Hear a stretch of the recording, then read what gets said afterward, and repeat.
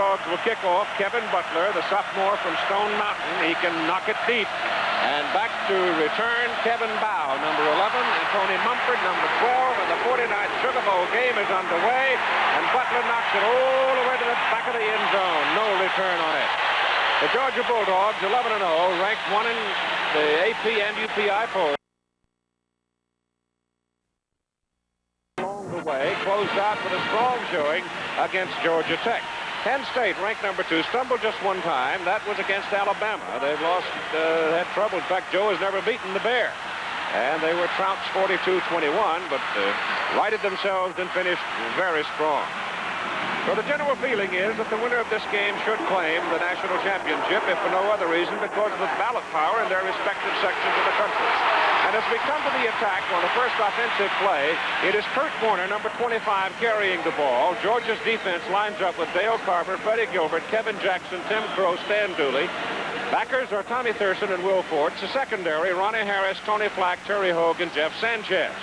And Frank Royals, I think this is what Vince Dooley was worried about, that Penn State would come out here on the first offensive series and just try to jam the ball right down their throat. And if they can do it, look out. But Penn State's offensive line is much superior physically than Georgia's defense, and that could be the plan. But on second down, they go to the pass.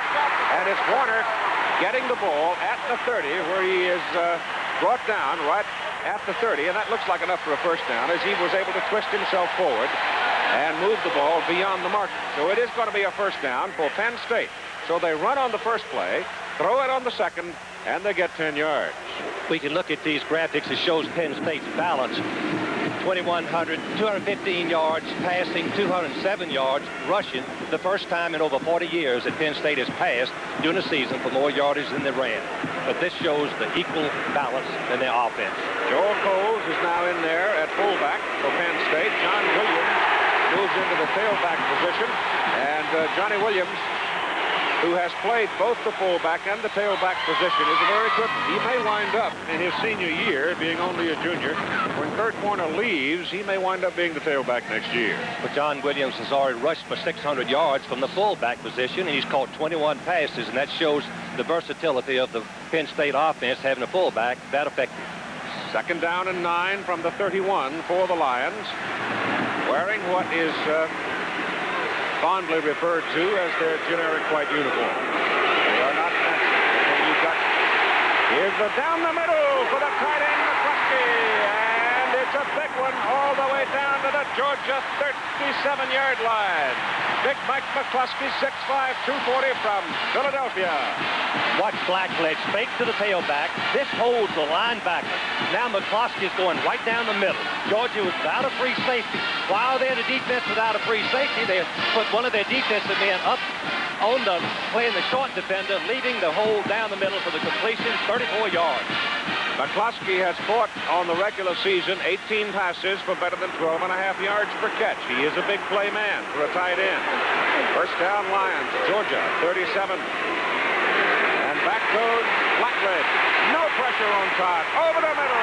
Good to Garrity. First down. Penn State inside the Georgia 10.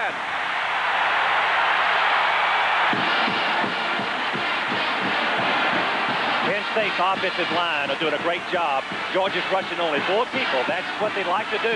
And you see Blackledge have the poise, throws the ball right over the middle. Watch one thing that Joe Paterno says about Blackledge, he has cut down his stride, a quicker delivery than any time. And Garrity catches his 33rd pass of the season for 27 yards. And it's first down and goal to go for Penn State. The ball just inside the Georgia 10. Bulldogs now going to have to get some more people up on the front. They do. They go into a 7-man front right now with the linebackers plugging the hole. Blackledge back, whips it to the corner. Pass caught by McCluskey, knocked out of bounds inside the 5. So the tight end continues to play an important role for the Lions offense as he steps out at the 3. McCluskey is 6'5", weighs 245 pounds, and in studying the film, he looked to me like in charging off the line, he could keep up with the wide receivers, which means he has a 4.6 to 4.7 speed. Blackledge now 4 out of 4 in his passing for 74 yards. Kenny Jackson and Greg Garrity lead the ball game. Kurt Warner and Johnny Williams come back into the ball game. Coles stays in for blocking. So they're going to go into a power I. Two fullbacks and the ball is to Warner. Kurt Warner going to the outside. It's a foot race to the flag. Touchdown, Penn State.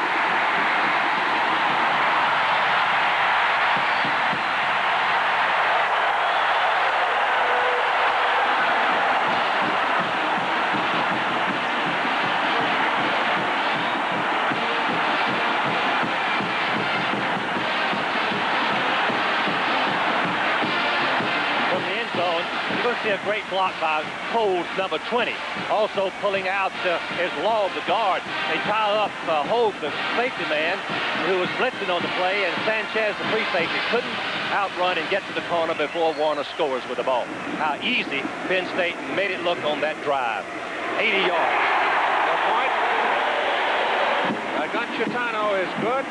5'7", 165-pounder from Coral Springs, Florida, and Penn State goes 80 yards in 2 minutes and 51 seconds to lead it 7-0. Warner carries the ball the first 2 plays of that drive by Penn State. One of them running, one of them receiving the pass for a first down, and then had the privilege of cantering it in to the corner from 3 yards out.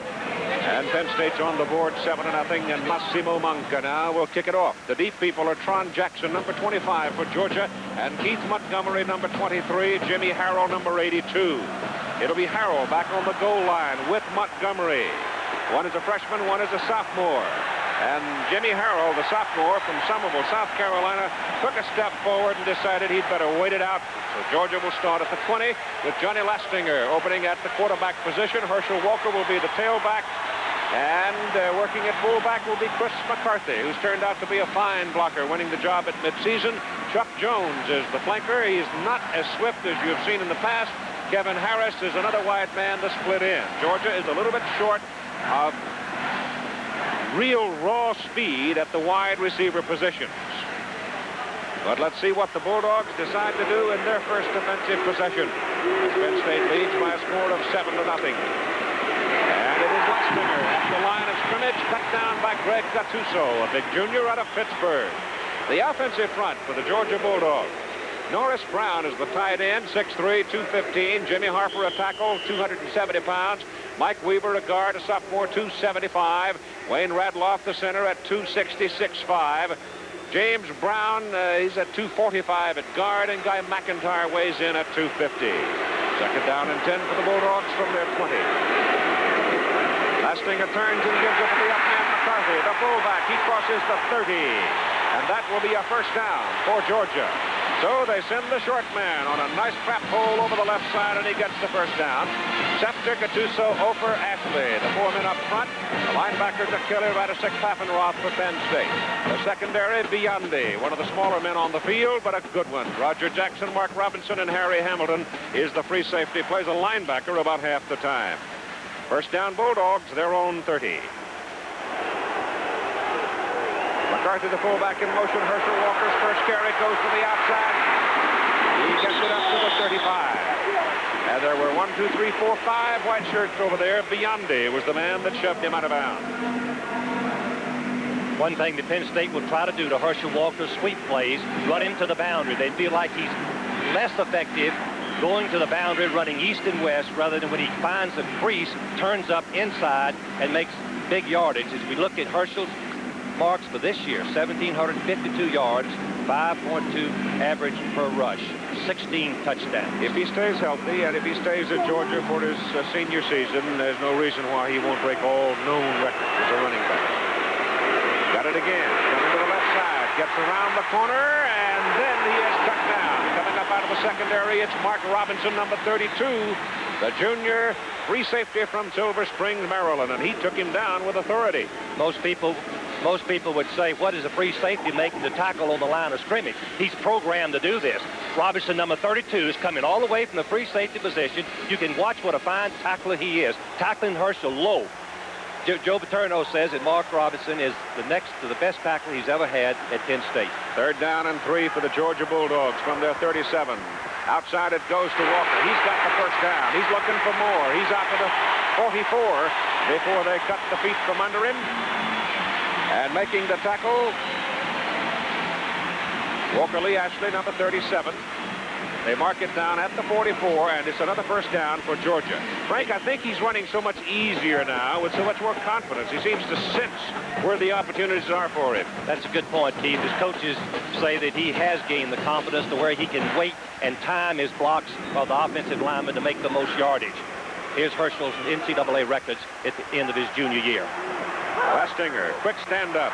Little passes thrown and dropped, and it's incomplete. It was very close to being a lateral. Herman Archie, a freshman out of Columbus, was not overly aggressive in going for the ball. That was within a foot of being a lateral, looked to me like. One of those confidence passes that let Lastinger throw and complete the first pass to the ball game. The ball is coming forward just barely. Arch is just a freshman, and he made that freshman-like mistake, taking his eyes off of it, trying to run before he catches it. And there's Joe Paterno, what a fabulous, distinguished, illustrious career he has had, and so has Vince Dooley at Georgia. Second down and 10. Go back to McCarthy. Second effort to about the 47, maybe the 48. Clarence Kay now is in the lineup. He's number 84, 6'3", 225-pound tight end, a fierce blocker, and a pretty good pass receiver. He leads Clarence Kay leads the Georgia receivers with 12 receptions, which gives you an indication of just how ineffective or how Georgia has at least pressed the running game and pretty much ignored the passing game. 9 minutes and 45 seconds to go in the first quarter of play. Georgia with a conversion on third down of a little better than 46% over the past season. It is third down. They need 7. Lastinger straight back. He has all day. He throws it over the middle, and it is complete. And the gain is good for the first down. It moves down to the Penn State 37, and it's Clarence Kay, the big tight end, who was all alone to make the catch.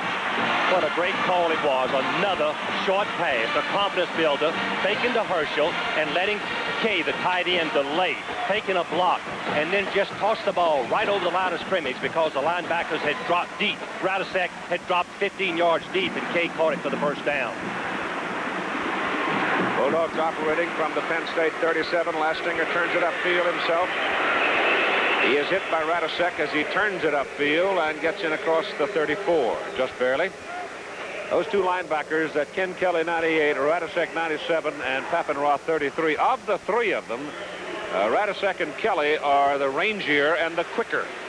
Penn State is quite known for their great linebackers, and these fit into the category. Look at the tackles. Radisek leading with 71. Papenroth and Kelly third and fourth.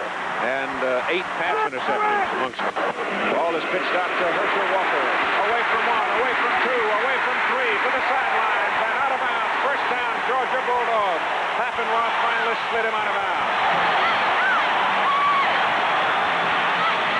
Well, this is a familiar run that we've seen many times from Herschel Walker. The Georgia fans are accustomed to this.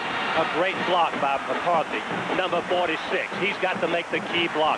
Gray is pulling around. Watch McCarthy block at the feet of the number 17 Hamilton, and then free safety Robinson missed the tackle beyond him. Well, he did miss it, and finally Papenroth bringing him down. And it's first down, Georgia. The ball is at the Penn State 21. And in motion now is Lastinger turn. Penalty flag is called. The play goes up the middle with McCarthy carrying. And let's check. The flag came from a linesman. Well, Georgia seems to be moving back, Keith. One thing that Georgia doesn't need are penalties, because the Georgia offense pressing the running game. If it's first and 10, there's 3.5 yards to play. Big 8 crew, referee Vance Carlson, Bob Caceres umpire, Dale Schroer's the lineman, Kent Houck line judge, John Schroeder back judge, Artie Falk the back judge, John Schroeder the field judge. This is Vance Carlson's last game, 25 years of it. Big 8 retires you at age 57. He's been a good one. He's worked, I think he said, 244 major college games, 20 bowl games. Offside, offense, first down. Keith, I want to echo those remarks about Vance Carlson. He's called some games for Arkansas through the years. We respected him, admired him, and he's had a very, very outstanding career. We'll miss him in coaching in the football. Ball is at the 26-yard line. First and 15 for Georgia. Lastinger gives it to Walker. Up the middle he goes, picking his way, slipping and sliding. One man, Harry Hamilton, the strong safety, kept him from scoring. He picked his way through there and almost got away, and there's a penalty flag thrown across the way. against Penn State. I'm sure that Georgia will refuse a penalty, but we've got to comment about the call of Lastinger at quarterback, who has been somewhat maligned, even though he's 25-0 as a starting quarterback at Valdosta High School and at the University of Georgia. Let's hear the call, and we'll continue that. Well, offside, defense, decline, second down. But on the last play, Lastinger changed the cadence of his snap count. He went to a higher number, and it drew Penn State offside and opened up, I guess, a little bit of a hole. But there's Lastinger, 62 completions, only 41%, 907 yards. But there's some things that we'll talk about this young man that he can do and do extremely well. It is second down and 4 from the 15 of Penn State. Fake to the fullback. Lastinger keeps it, turns it upfield, and he's very close to the 10, very close to a first down. Ken Kelly, number 98, the linebacker, brought him down. As we look at Joe, a little bit worried. I think this possession by Georgia was critically important for the Bulldogs' morale after what happened to the defense on the first down. They felt like, hey, we might be in a scoring duel. As we look at Joe Paterno, he's a little bit worried. Thought his defense might be able to stop him and get the ball right back. That's what he's trying to do. First down. Boy, that's a good run by Lastinger on short yardage. It's also outside the 10, close to the 11, so Georgia's going to have a little room to operate, getting the first down. Keith, that's a great point. Coaches, you can't believe how important that is in our signal calling to think that we can get the first down and have maybe 8 downs from the 1-yard line, from the 11-yard line, rather than 4 from the 10. It's a big point. Harris wide to the left. McCarthy goes in motion. Ball goes to Walker.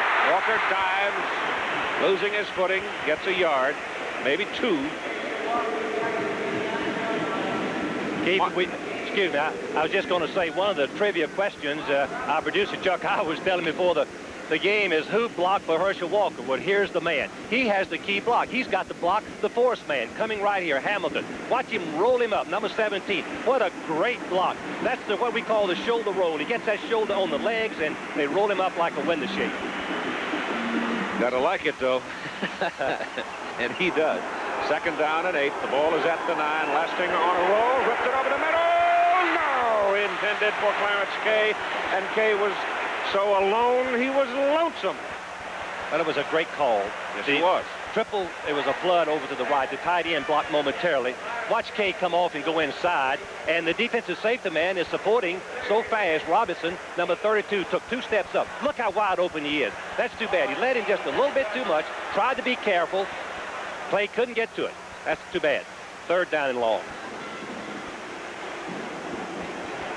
I'm not sure I wouldn't come right back with that.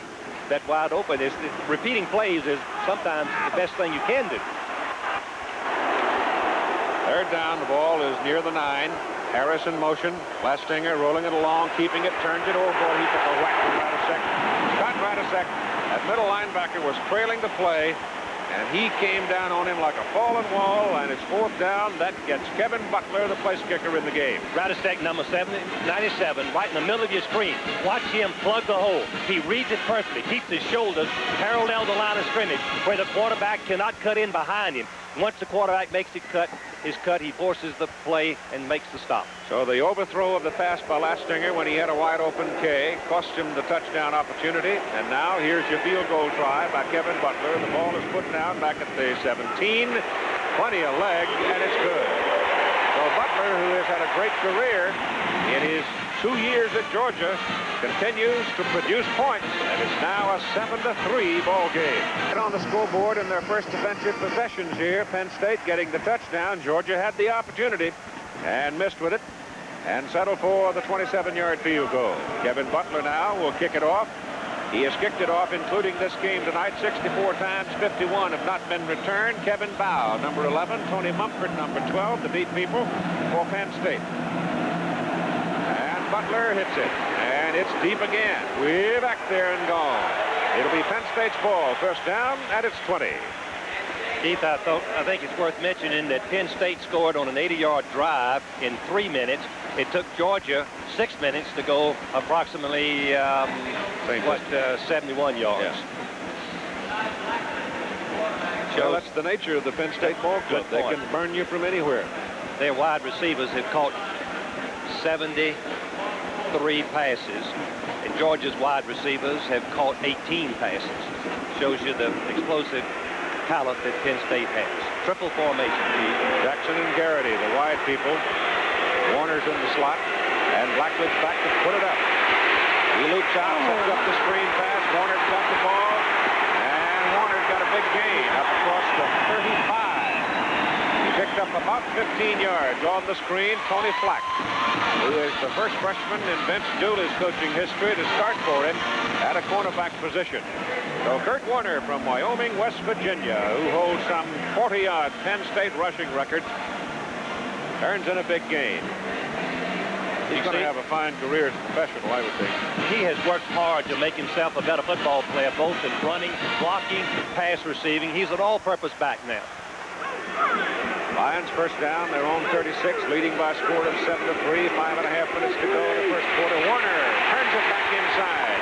They seemingly had him trapped behind the line of scrimmage, but the agility of the man, he turns it back inside and gets a short gain out of it.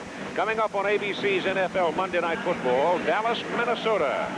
Live 9 Eastern Time, January 3rd. 2 playoff teams banging heads. Now, the game's scheduled for Minnesota, but I'm sure most of you have heard that they tore a hole in the roof cleaning the snow off. And I think we can't tell you at this moment if they are sure the game's going to be played there. They're trying to get it fixed, get a new panel for it.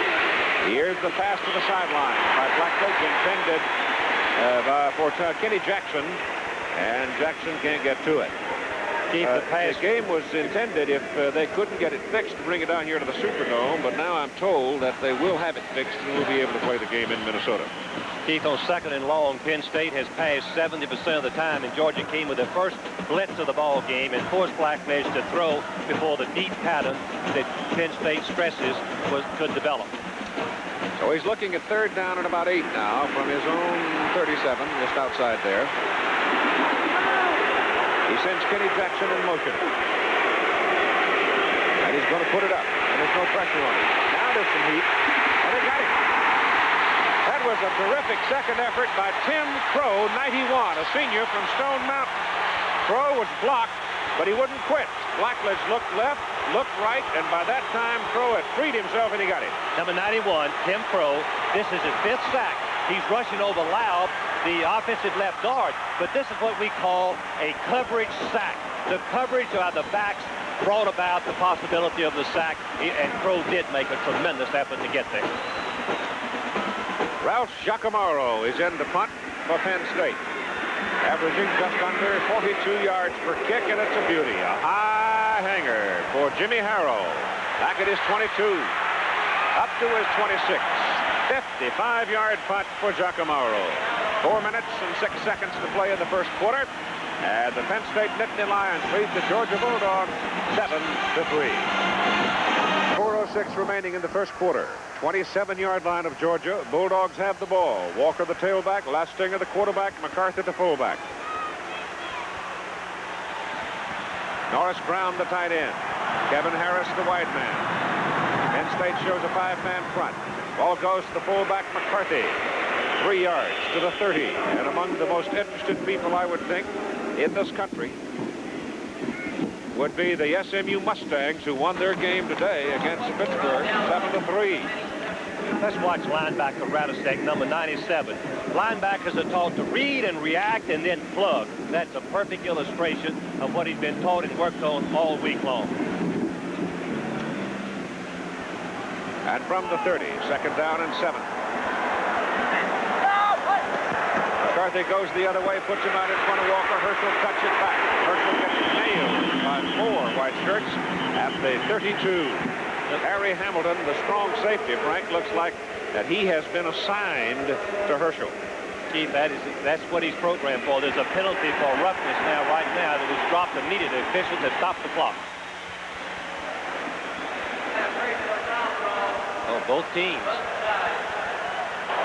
There was a little scuffle going on around Walker. It wasn't, I don't believe it was Walker. Foul, personal foul on the offense and the defense. The down count, 3rd down. Let's watch and see if we can't pick it up. Ashley, number 37, and Weaver, number 63. believe both of them lose their tempers. This is a team sport. You play by the rules. You don't get excited. Let the other fella get excited and get the penalty. Well, Weaver seems to retaliate a little bit on Walker, number 37. And it's 3rd down and 4 for Georgia. Lastinger back, gets his pass away. Pass is incomplete. He was thrown absolutely right on the hands of Herman Archie. And it's the 2nd time in the ball game that Herman Archie has had the ball in his hands and has tried to run before the ball got there. Keith, that's too bad, because that would have been a critical 1st down, giving Georgia possession of the football for a while longer. He's wide open. 39 beyond him was in behind him, and Archie could have made more than just a completion, could have run after the catch.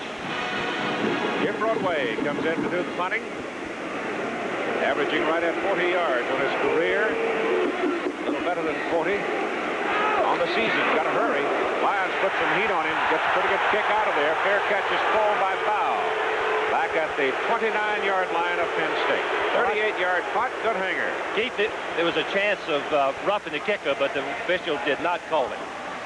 And so, 2:57 to go, 1st quarter, 7-3. And the punter, Broadway of Georgia, he's going to get hit here, but watch the right leg. The kick is away now. Watch the leg come down. He has protection as long as the kick is in the air. Excuse me, as long as his foot is in the air. I think it's illegal to touch him until his foot returns to the ground. No flag. 1st down. Penn State 29. Lions lead 7-3. Blackledge gives to Warner. Kirk right ahead. Gets about 3 up to near the 32.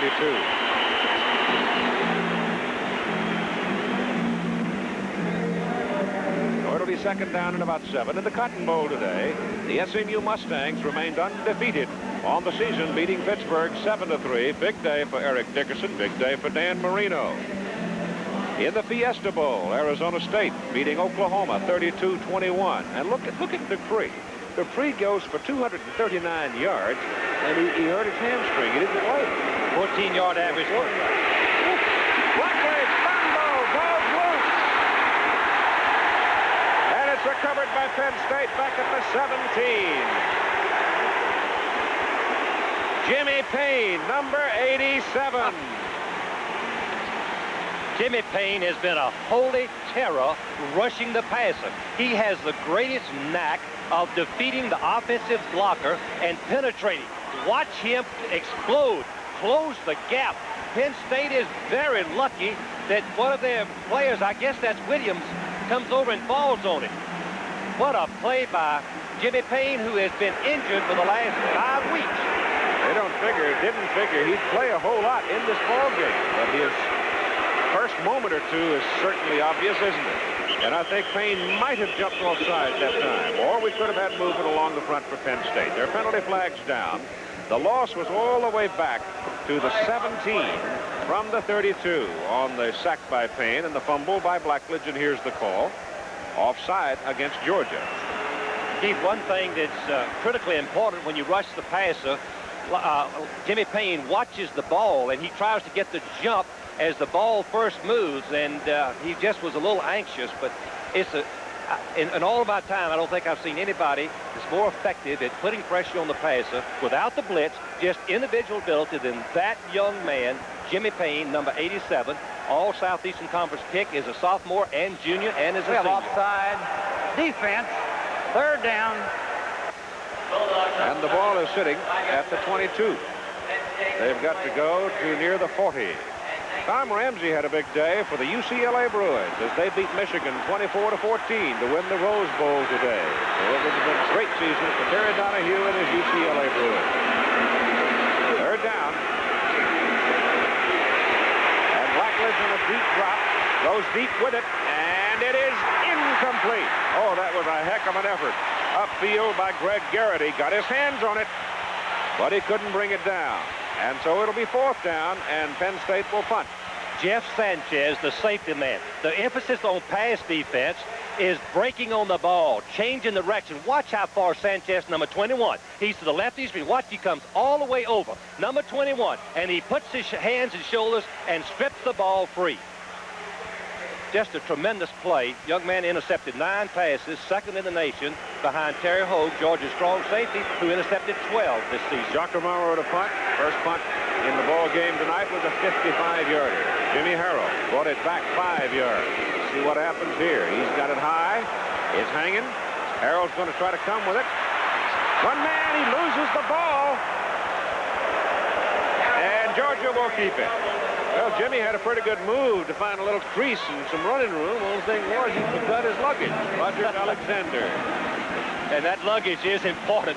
I know that Vince Dooley's stomach jumped right up in his throat. He's trying to sidestep, and someone there just stripped the ball. Alexander stripped the ball, and Georgia alertly falls on it. I believe it's young Terry Hogue, who's always around, and makes the big play for Georgia and has all season long. Consensus All-American. Terry Hogue in his freshman year against Notre Dame, the year Georgia won is first national championship, blocked the field goal that helped ignite the drive to the touchdown that won the game.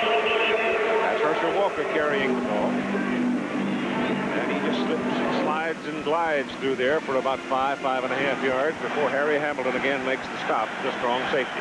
Georgia uses a different blocking scheme than any football team that I have seen in my time. They block every man on the line of scrimmage. No one releases, even though Herschel may be running to the right.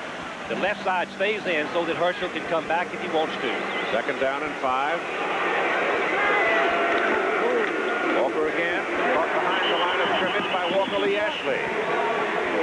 Walker Lee Ashley played linebacker last year, started out this year at the defensive left end position, but he plays better at the right end position. He's the power end, and he makes a great play. Watch him change direction. As soon as he sees Walker cutting inside, he leaves his feet, grabs the ankles of Walker, and brings him down.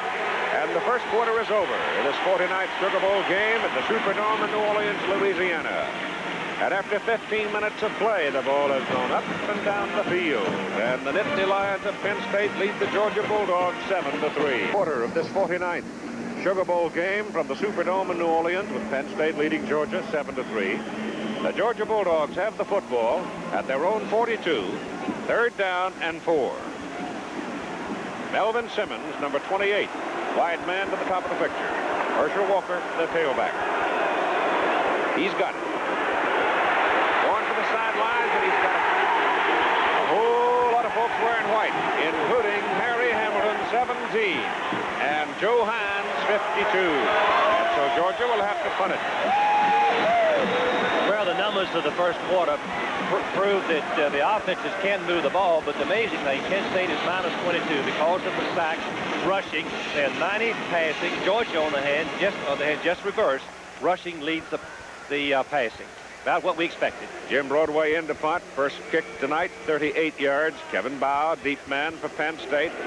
This time Broadway gets it out of there without a whole lot of pressure. Not a very good kick. A low-line drive, and Bow slips and spins and comes back with that 35-yard punt, about 8 yards.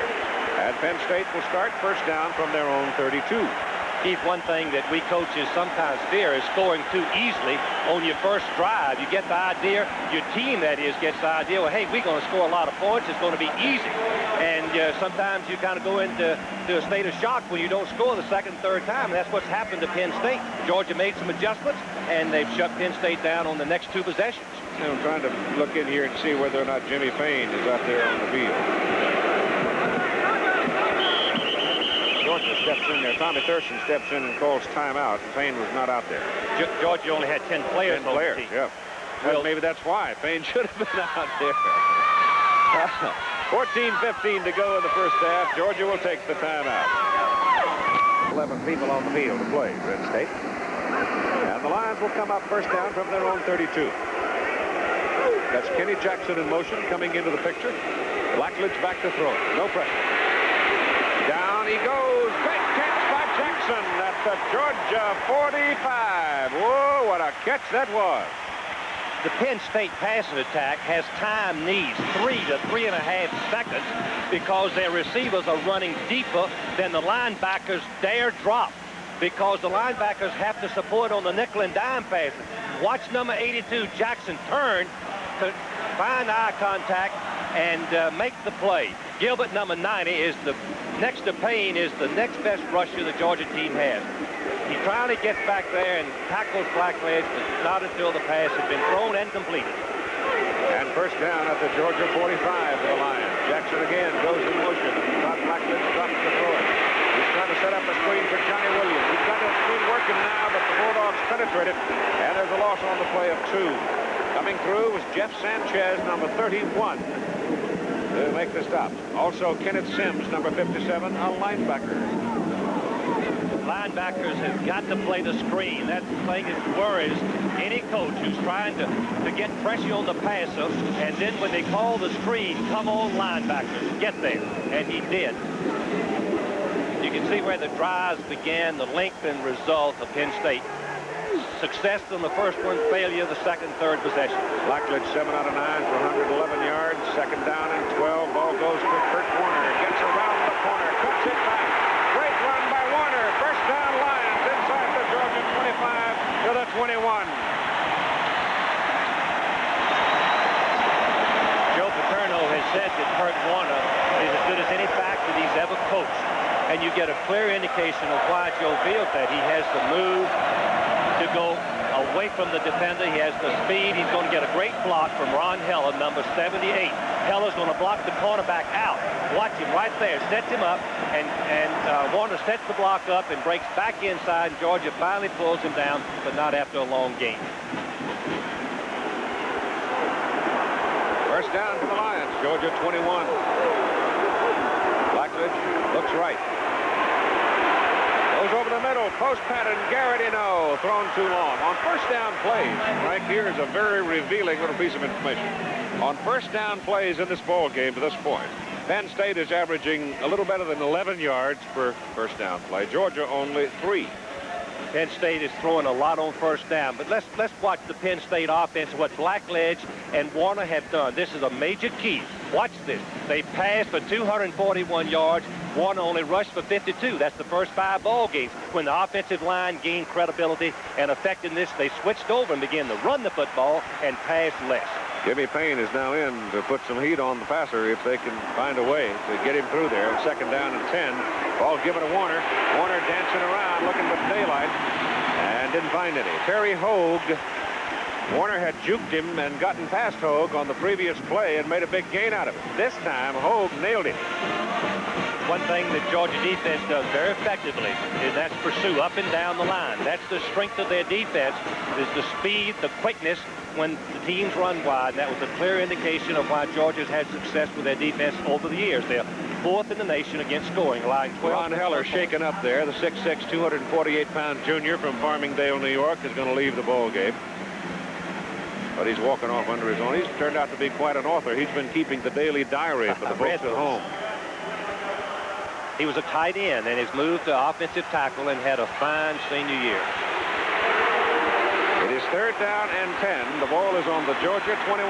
Jackson and Garrity are both wide left. Jackson going back toward the ball. Now the turn come this way. They're both going the same direction. Look out. Looped out, and it's incomplete. Kirk Bowman, the tight end, was actually the closest man to the ball as Tommy Thurston was coming hard and made Blackledge get rid of it. As I've said before, and Keith, and we've talked about, the one thing that Penn State has had trouble with on few occasions is pass protection. Here's a perfect example. Their patterns are deep and long down the field. Require 3 or 3.5 seconds. First of the linebacker fired, forced the throw, and a bad throw, and it goes incomplete. Nick Gonchitano now in for a 37-yard field goal try. He's kicked for 56 points. From this distance, he's 3 out of 4 this year. The kick is plenty long, and the kick is good. With 11 minutes and 47 seconds to play in the first half here at the Sugar Bowl, the Superdome in New Orleans, Louisiana. The Nittany Lions take a 10-3 lead over the Georgia Bulldogs. Timeout. Penn State will kick off now to the Georgia Bulldogs, leading by 7 points, 10-3. There's the time remaining, 11:47 in the first half. Jimmy Harrell and Keith Montgomery are the deep people for Georgia. As Massimo Monca hits the ball and hangs it high for Harrell. A yard deep in the end zone, he's coming out. Woofo fumbles the ball, goes out of bounds. My goodness, he took a whack. And the ball tumbles out of bounds up around the 17. Georgia keeps it. Rogers Alexander, number 95, the man is going to knock it loose. Watch this hit. That hit, the headgear went right on the football, and the force of the headgear, there was no way that Harrell could hold on to the ball. Georgia's lucky that it went all the way out of bounds before Penn State could recover it. Bulldogs will start at their own 17. Lions going 47 yards in 7 plays. They get their field goal of 37 yards. Double wide, top of the picture for Georgia. Walker, up the middle he comes. And he's up to about the 20. Give him 3. Ken Kelly, number 98, helps him to his feet. Georgia. The Professional Bowlers Tour, Saturday, January 15, returning for its 22nd consecutive season on ABC Sports, live at 5 Eastern Time. It will not be live on the West Coast. Chris Schenkel, the host, one of the most successful sports television programs in the history of this business. Here's Lastinger rolling left, throwing to the sideline. Pass incomplete. Pass intended for Chuck Jones, the flanker. It is at the flanker position that Georgia, I think, really has been hurt this year. They just simply couldn't find, Frank, the kind of speed that they had previous years.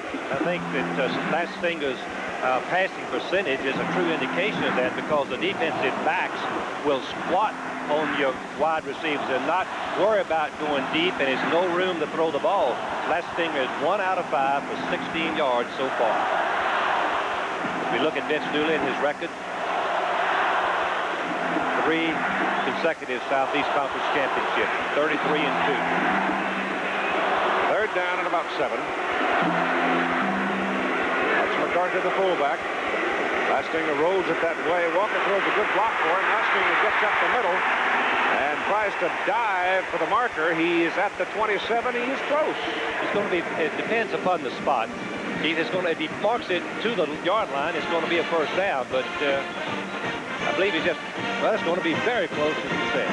A good decision by Lastinger. The receivers were covered. You don't take a chance trailing by 7 points. You can always punt it away and let your defense get the ball back for you. Good. First down. Critical play by Lastinger. Good judgment on his part. Georgia keeps possession of it at 10:24 to go in the first half. First down, their own 27. Jones is out of the flanker spot, number 1. In to replace him is Kevin Harris, number 20. They lined up in there now with both tight ends, Kay and Brown. Give the ball to Herschel Walker, and there's nothing there. I mean, nothing there. Walker Lee Ashley, Scott Radosek, and Harry Hamilton. Walker Lee Ashley is 6 feet, weighs 230 pounds, and on this particular play, watch him use his hands.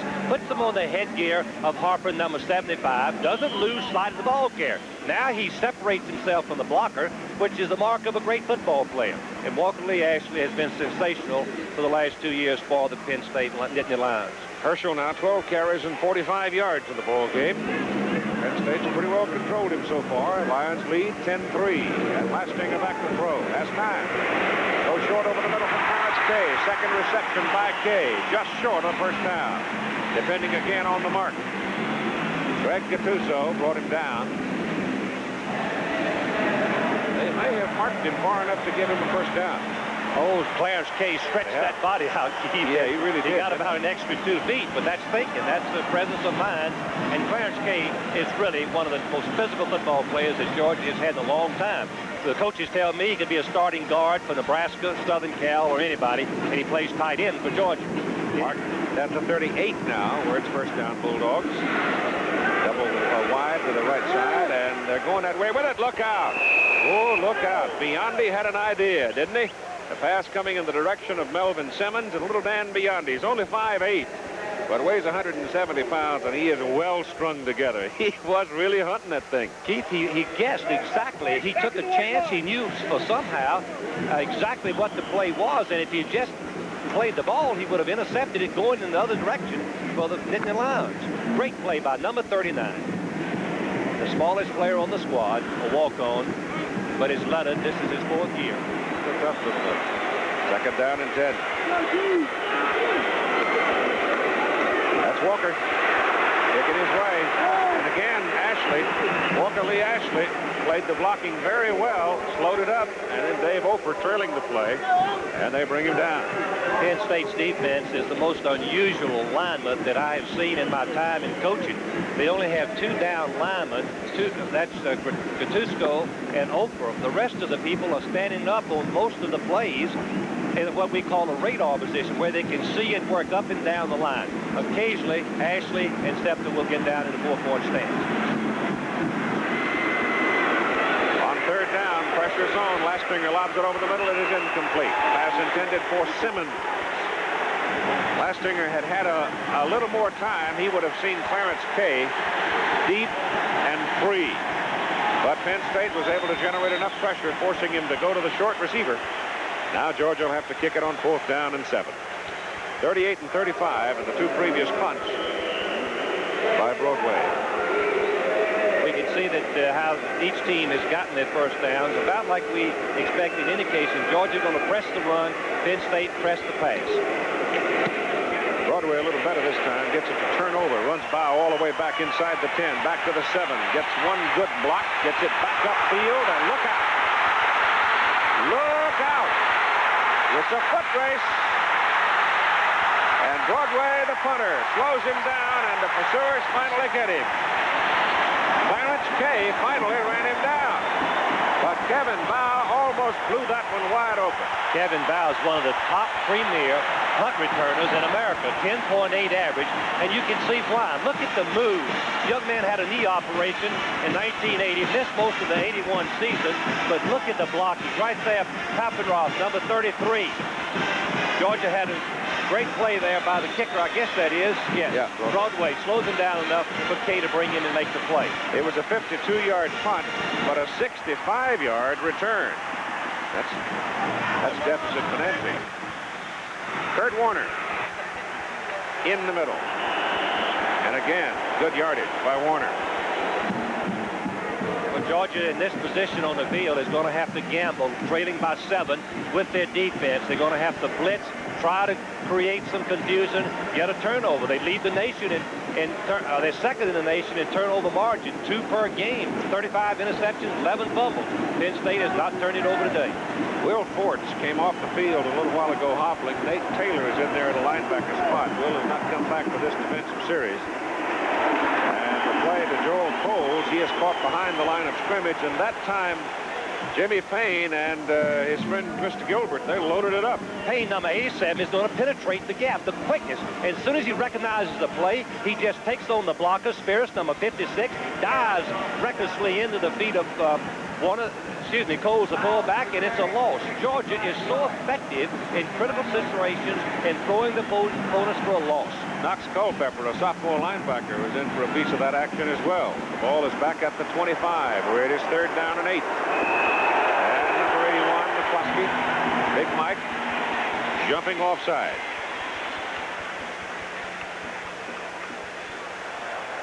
So that'll back the Lions up 5. Keith, we have Freddie Gilbert, a defensive tackle, and we also have Jimmy Payne, a defensive tackle, in the ball game. Those are the 2 premier rushers, and Georgia needs to apply some pressure with a 4-man rush. Illegal procedure, movement on the line, offense, 3rd down.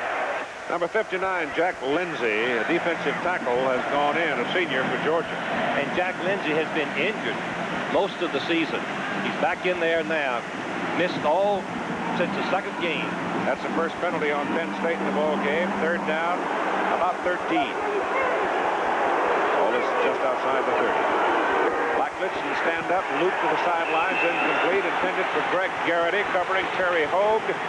Garrity was in the bump with Hogue, was knocked off the field of play. He's protesting now, but well, this is good pass defense, Keith. You're allowed to push the receiver with your hands one time as long as he's in front of you, and that is a good play in my judgment. Hogue makes the play, disrupting the pass pattern. Breaking the timing is very important when you play a team as effective with a passing game as Penn State is.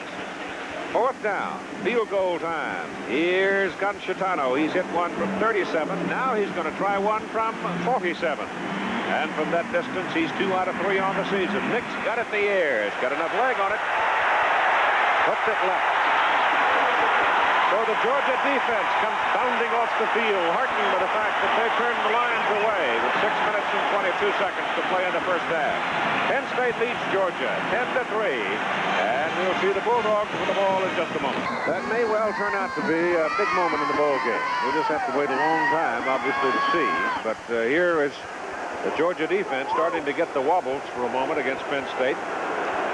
But they were able to come up with that one big play, and again, Payne was involved in it. And Georgia takes over the ball after the missed field goal opportunity, first down at their own 30.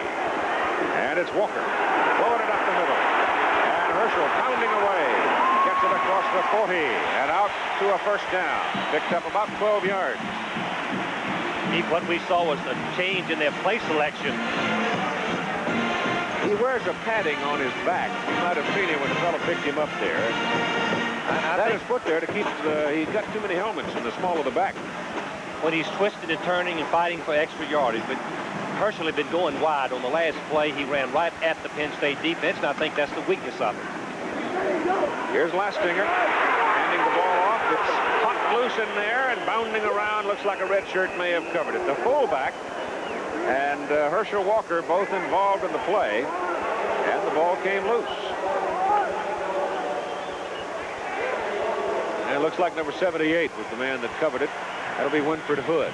See if we can detect what happened with his faulty ball handling. It's the option play. The fullback, fullback McCarthy is coming out with the football. Now number 97, Radisek.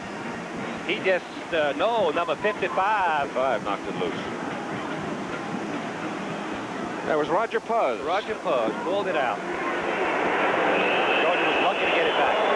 And Walker dives it over the middle on second down and 9. Gets about a yard, maybe 2. Lastinger's getting pretty good at the belly. He bellies the ball to the fullback and then takes it out and gives it outside to Walker. But once in a while, he's leaving it in there, and once in a while, it's working for them as Uga takes a deep breath on the sidelines. Keep you in third and long, which is not the position Georgia wants to put themselves in with very little passing attack. Great play defensively for Penn State by Mark Robinson. Had the man over there. It was Broadway. No, it wasn't either. It was Kay. Watch Robinson make a sensational play. He's coming all the way from free safety. Watch him come all the way and picking up the tight end Kay right there. And it's going to be just by the length of his hand that he knocks the ball down. Look at, he deflects it. All he does, and Kay couldn't change and handle it. Nobody between Kay and the goal line. He would have scored, Keith. He would have. Nobody down there. All right, Broadway comes in now. 38, 35, and 52 on his 3 punts. And that's a pretty good hanger as well. Bow, who had a big return the last time, brought us away again. Comes back out to the 34, 45-yard punt, and brought down by Barry Young for the Bulldogs. And Penn State for the ball. Out close to the 34, first down, leading 10-3. Play in the first half. Penn State sitting on a 7-point lead over Georgia. Lions have the ball in between the 34 and 35 markers. And Todd Blackledge sets him up double wide, drops back to throw it. Going deep down the sidelines, he's got Garrity, and Garrity has got a first down for Penn State at the Georgia 30. Ronnie Harris, the left corner, got beat on the play. Garrett is going to run right by Hogue, who has the short coverage, but Georgia is in a 2-deep defense again. Hogue is going to collision him. The safety man is all the way inside. He's pushed out of bounds, but as long as he tries to get back in bounds immediately, that's legal. Harris has to come all the way across and make the play, but not before the big gain. 147 yards for Penn State in the ball game, a net of 7 on the ground. So it's the Air Force of the Lions that's working for them right now. 4.5 minutes to go in the first half. Ball just inside the Georgia 30. John Williams. And Johnny muscles his way inside the 20 to the 18 before Jeff Sanchez brings it down. Jeff came in from junior college out in Yorba Linda, California. The free safety for Georgia, and we've got a Pitt State man shaken up on the play. Dave Laub, the tackle, number 60. Big senior from Fair Lawn, New Jersey. McGinnis has been sore, but came up able to play for the ball game, though I didn't think that Joe wanted him to play the whole game. And now Dave Lobb leaves for a moment, but he's big enough. He'll be back. Keith, on that last play, we saw the versatility of the Penn State offense, giving the ball to fullback Williams, and he came close to breaking for the touchdown. There are the numbers, rushing and passing for Penn State and Georgia, the comparisons. First down. Georgia 18. Blackledge gives it to Warner, and Kurt is close to the 15. He is really blowing in there, isn't he? Keith, he is. I'd hate to be calling defensive signals to try to decide whether I'm going to play against the run or the pass in this football team, or whether I'm going to blitz or whether I'm going to defend. Georgia has had very little success getting any rush on the passer with a four-man rushing. Seems like they're going to have to blitz and blitz and blitz, and that's dangerous, risky. They've got Garrity wide left. They've got Kevin Ball to the top of the picture. Williams, the lone remaining back, and they got Warner up in a slot.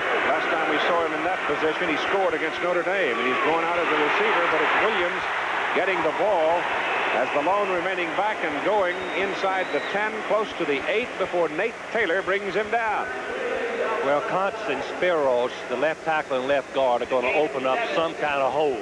Watch Spiros block the linebacker. Kontz pushes into the inside Gilbert. Look at the hole. Tremendous blocking by the, and on the goal line, nearly the goal line area. That's just outstanding by the Penn State offensive line. Now here's something that could be almost bewildering. Total yards for Penn State, 175. But of that 175 yards, Frank, they picked up 167 on first down. That's incredible. Penalty flags. Kurt Warner with the ball. He's in the end zone. Hang on. Penalty flag. Back at the 10.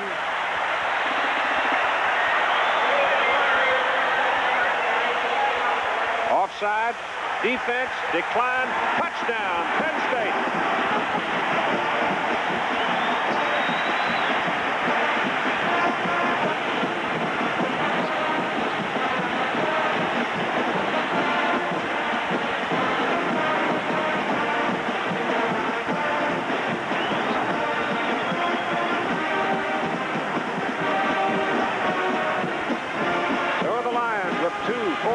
To go in the first half. Stick it in the end zone. Second touchdown for Kurt Warner. Josh Vitano's extra point kick is good. And it's a 16-17-3 Penn State lead with 2:43 to go as the Lions take it 65 yards in 5 plays. Let's look at the replay from behind the defense, behind the offense, excuse me. Right behind. Watch the blocking. Watch Warner as he gets the ball, starts outside, nothing there. Plants the foot. Look at the strength of the legs. Watch the cutting ability. Watch him start. Back up after he hesitates. Gilbert does not make the play number 9.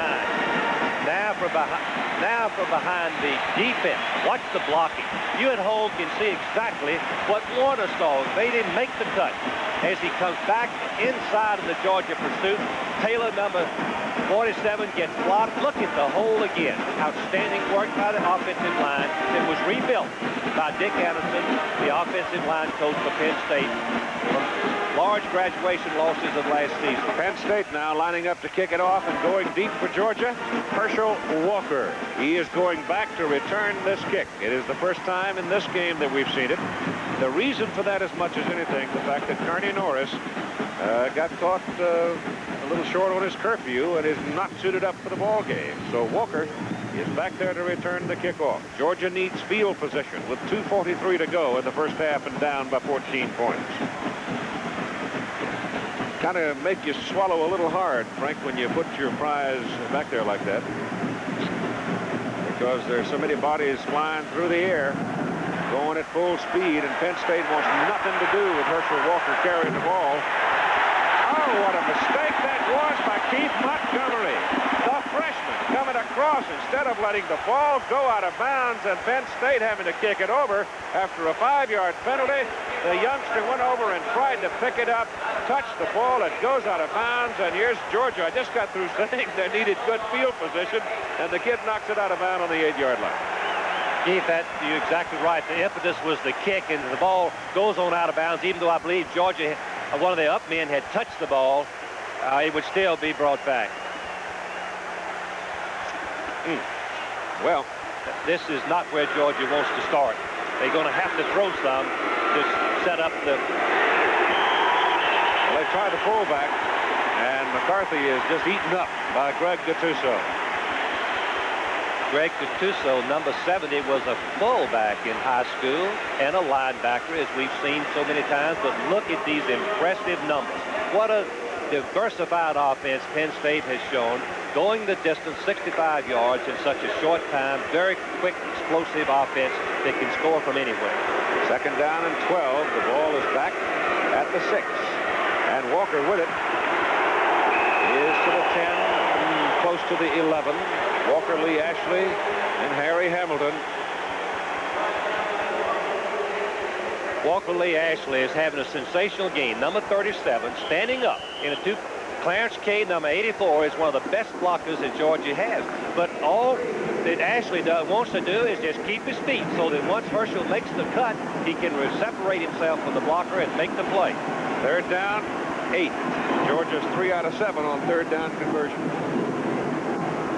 Going to run it with Walker, and they're not going to get the first down. So Broadway's going to have to come on and punt the ball. At Penn State, with about 1:20 or so to play in the first half, should have a very good field position if they handle it all right. And Penn State takes a very quick timeout to save as much time on the clock. And the way they've been completing passes, they are definitely a threat to score again in this half unless Georgia can make the big play. So the Lions will take the full timeout and talk things over. 1:24 to go in the first half. They're leading by 14 and looking for some more. 4 kicks. He's averaging 45 yards. A little less than a minute and a half to play in the first half. Broadway is going to hit it on around the 2. You watch it from the end zone. Oh, hit it up near the 4. Hangs it up near midfield for Bauer. Oh, he is a gambler. He just doesn't believe in sticking the arm up and saying, hey, save my body from misery. He's trying to break the big one. He almost did a moment ago, and he almost popped out with that one. Watch the wall of blockers. Robinson and number 43, they're protecting him, giving him time. You see 3 white shirts that are giving him a chance. That I would say, I've seen that punt return used many times. See, that's what we did. We dropped 3 men to give the receiver a chance to get started. It's a good scheme. And here's Penn State, first down at the Georgia 44 with 1:14 to play in the first half. Blackledge back quickly. Goes short to the tight end, McCluskey. McCluskey breaks away from Sanchez and then steps out of bounds. But I think in fact, he does have a first down. I want to commend Joe Paterno for the strategy. He came in this ball game. He was going to win. He felt like he had the advantage with speed receivers over the Georgia secondary. And you can see the blitz was on. And Sanchez, the free safety, was late coming up and trying to cover the tight end McCloskey. And McCloskey gets away from him for that reason after the completion for extra yardage.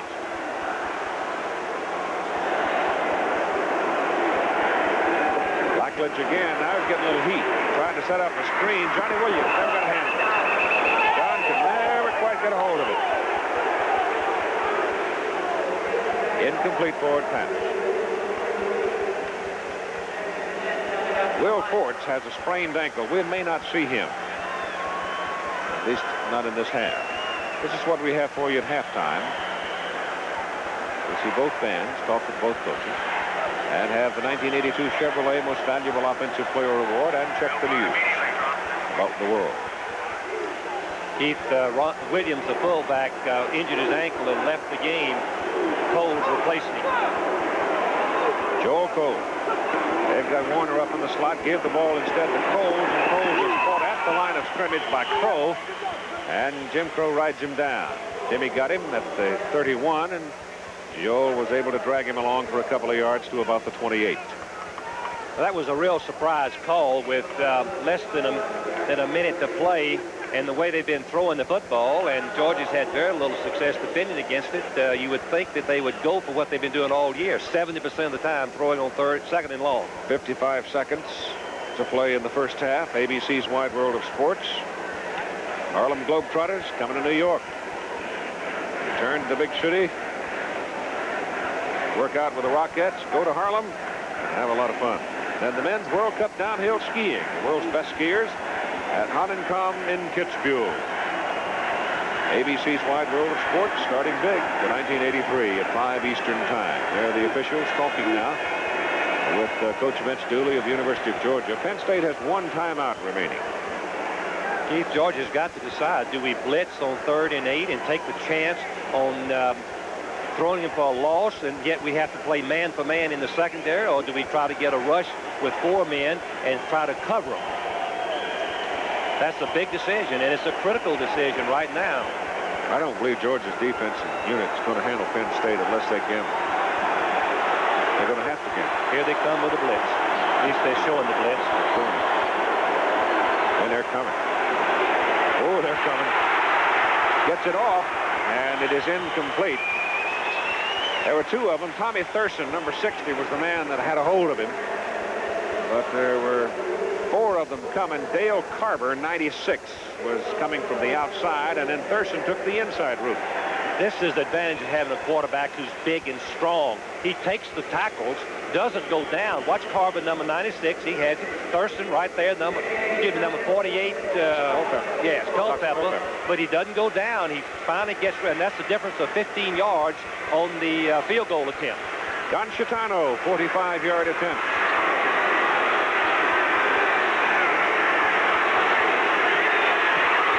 It's up. Plenty of leg. It's good. Doug Sprang gave him a perfect hold, and Nick Conchitano nails it.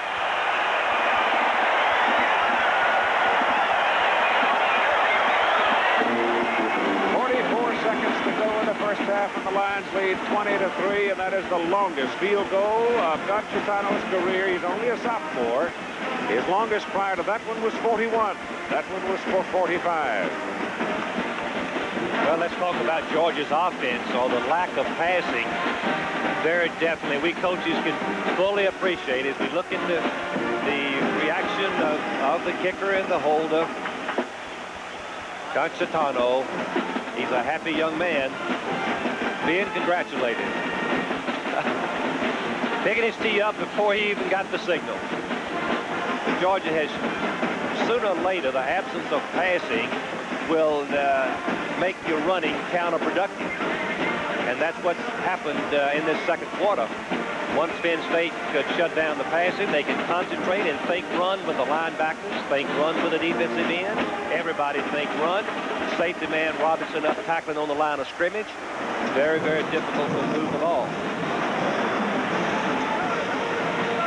Joe Paterno, I know he's very proud. There he is in the bowl games, and I might mention that in 3 previous Sugar Bowl games, Joe Paterno has lost all 3 of them, scored only 1 touchdown in the 3 games. Now he has, 2 touchdowns and 2 field goals in the first half. Here's the kickoff for the Lions, and Herschel Walker among those back there to receive it. And this time Keith Montgomery lets it go out of bounds. Keith, the strategy that Penn State is using is what we call a deep onside kick. Kick the ball high and across the field, hoping that the defensive man, the receiving back will come up and catch it. If not, one of your men running down the right side might recover it. A deep onside kick and keeping the ball away from Herschel at the same time. Of course, no time expired. Nobody touched the ball. 44 seconds to go. Penn State out to a 20-3 lead. That's Walker at the bottom of the picture and Keith Montgomery at the top. Montgomery is a flyer. And in the returns, he's averaged a little better than 21. Herschel, of course, you know all about him. He's returned 2 kickoffs this year for an 18-yard average, but young Montgomery is the one that's been whittling and sharpening his teeth on the kick return. So let's see if Penn State, you know they don't want to kick it to Herschel, but they might. Keith, I believe I'm correct in saying this is the first time all season long that Georgia has been behind more than 1 touchdown. They do have a problem right now, don't they? Yes, they do. Well, it's Montgomery. No, it is Walker. Here he comes.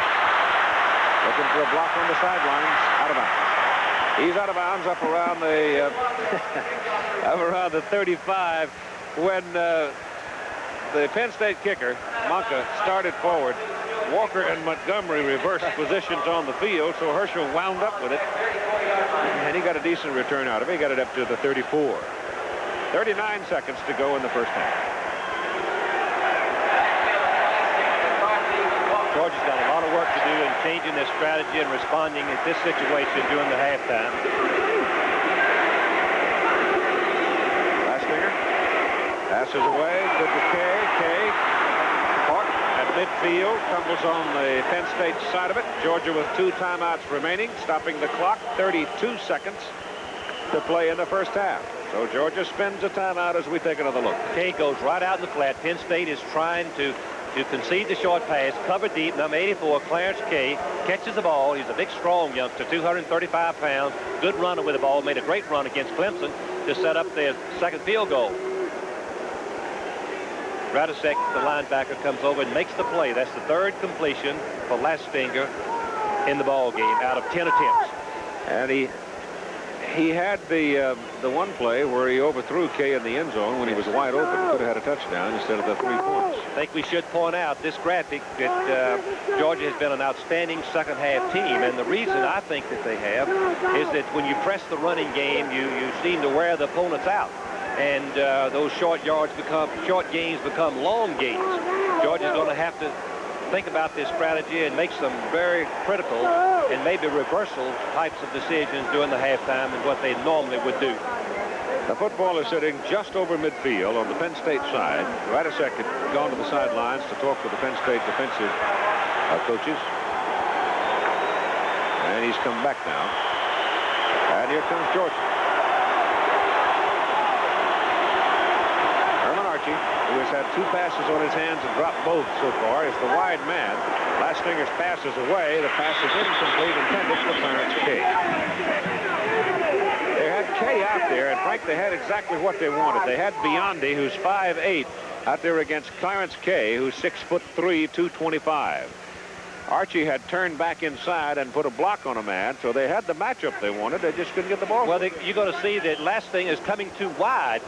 He runs right into Herschel Walker, and therefore he thinks, well, I better get rid of the ball. Kay's wide open, rather than calm himself and hit him, because play, as Key said, was wide open. Second down, 10, 29 seconds to go. Pass is away. The pass is caught. And it's good for a first down at the Penn State 36, and that stops the clock at 23 seconds to go in the first half. And the clock will resume unless Georgia spends its last timeout when they've got the change down, and Georgia does call timeout. So the Bulldogs now have none left. Archie, number 81, is just a freshman. He's probably the fastest of the wide receivers for Georgia. Once again, Penn State is conceding the short pass. The ball is right on the money. Radicek, number 97, comes over and makes the play. Biondi had missed him, had missed the tackle. Radicek saved the possible touchdown. Now, we must remember that Kevin Butler has the leg, the strength to kick a field goal. Should Georgia get stopped here, they can always, they should think about a field goal. Butler can kick it from 50, 60 yards. Well, they've got 23 seconds, so you figure they got 3 snaps if they had a timeout to spend. So they're going to have to waste some of that time for an incomplete forward pass in order to stop the clock. So let's assume if they don't have any particular success to the sidelines on this play, then they'll have to hurry a play in order to stop the clock and give Butler a shot at it. Chief, we mentioned and you brought out that Georgia has been a one-dimension offense by choice and by the ability. The shoulders, this ball game is going to rest not on Herschel Walker, in my judgment, his shoulders, but on the ones of John Lastinger, the quarterback, in that second half. Well, there's the pass. The pass is flipped out to Walker, and Walker is tumbled down at the 10. The flea flicker. How about that? Kevin Harris to Herschel Walker. You're going to... It's right on the 10. Georgia, a beautiful play. We remember that Oklahoma beat Nebraska for the championship a few years ago. The quick hurl pass to the end and the lateral to Herschel. 10 seconds to go. Loop to the corner. It is touchdown. A touchdown to Herman Archie.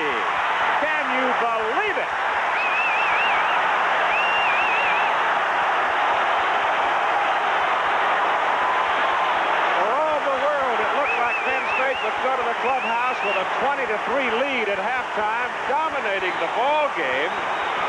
But then all of a sudden, bang, bang, here's Georgia threatening, and then they work the play to Harris, to Walker, and with no timeouts remaining, stick at the end zone on the reception by Archie with 5 seconds to go. They went 6 to 6 yards in 39 seconds. The kick is good. Oh, Frank, that's dynamite to have somebody strike you like that just at halftime. Oh, it can mean a big difference to your momentum coming out of the ball game. It will make a big difference. Let's watch the Archer number 81. You're going to see the fade pattern. It's a one-on-one, anticipating, and you get the mismatch. Beyond is the smallest player. Archer is 6'5". Archer is 6'5". Watch him use the advantage of the height. Look how high he goes up. Beyond had no chance. That is good strategy, good signal calling. Give credit to the Georgia coaching staff and the execution by last thing of the quarterback. That will help that young man right there, number 12. Look at him. That will give him tremendous confidence. It'll boost his morale going into the second half. Let's look at it again. It's a sensational play. Remember, Georgia had no more timeouts. Less than 20 seconds on the clock. The ball has to be thrown in the minute that Archer leaves the line of scrimmage. The fade route to his outside shoulder. And the mismatch, it was perfect. It's set up perfect, Keith. Don't know of anything that outside shoulder. And the mismatch, it was perfect. It's set up perfect, Keith. Don't know of anything that I've seen set up any better in many, many times. Well, that portends some excitement for the second half. Well, the Georgia partisans had been very, very quiet up until right now. 5 seconds to go. 20 to 10, Penn State. Butler will kick off. Nails it. Bow fumbles it at the 5. He's down at the 16, and the half is over. Now here's Jim Lampley. Joe, until just a few minutes ago, I was getting ready to congratulate you on a near-perfect first half. I'm sure that Georgia drive coming at the moment it did was the last thing you wanted to see. Well, you know, Georgia's a very fine football team, and that was a great drive. They're not going to die easy, and I think it's a great football game. Everybody ought to be enjoying it. We got to go back in there now and suck it up and make sure we don't let that momentum get carried away. But we played a good, solid first half, and they made a couple big plays on that drive, but we'll be all right. Any specific changes you see that you may have to make, perhaps?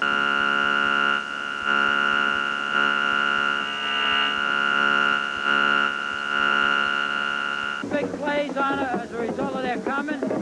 We just got to stay with what we're doing, and we'll be all right. We'll make a couple of little...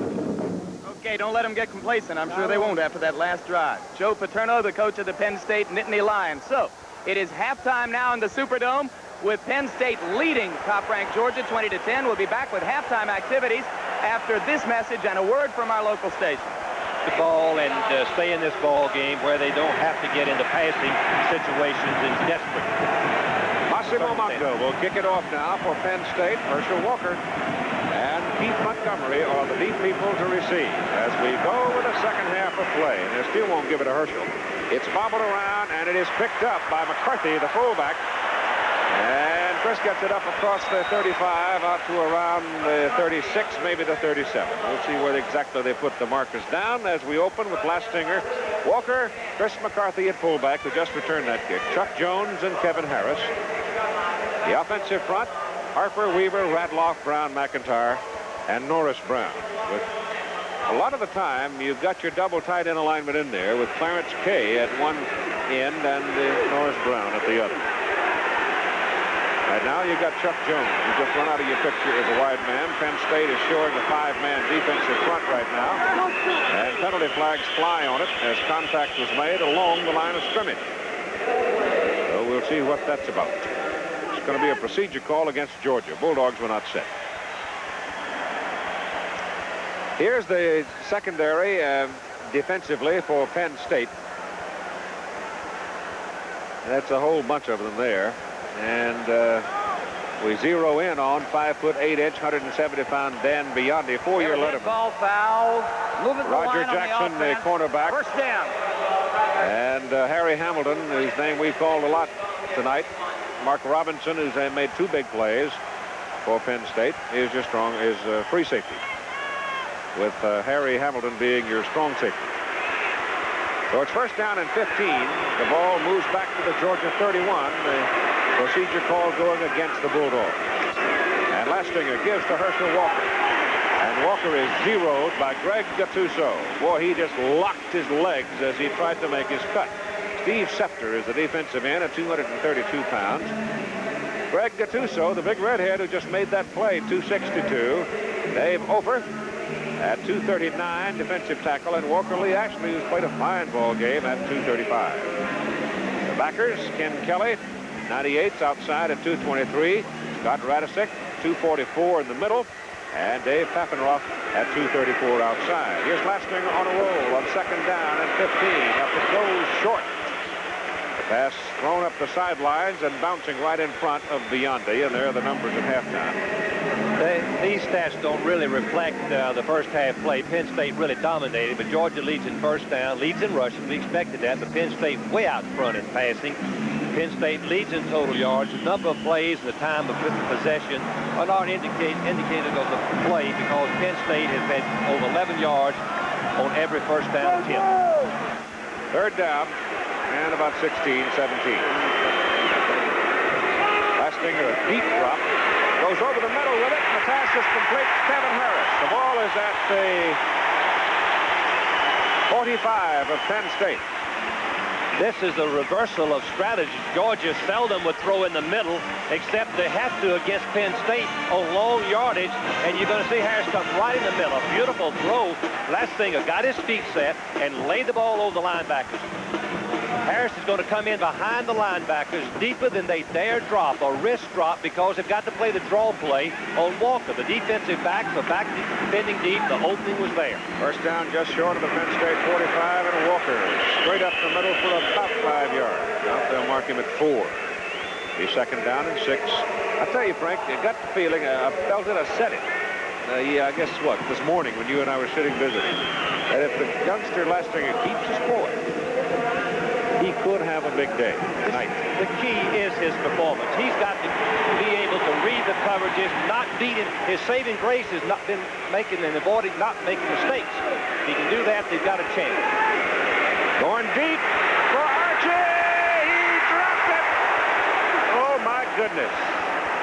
They got the matchup they wanted. They got Archie at 6'5", against Biondi, and that's the third pass that he's had on his hands. He caught a touchdown pass, but he should have caught that ball. You can see Archie, 6'5", running right by Biondi, has more speed and more height. The ball is right on the target. No reason for Archie to drop that ball. Just took his eyes off it. Third one, as Keith has already mentioned, that he's dropped in this ball game. That was not a difficult reception. You certainly can't fault Lastinger on it, I'll tell you that. Ball is at the 41. It's third down and 6.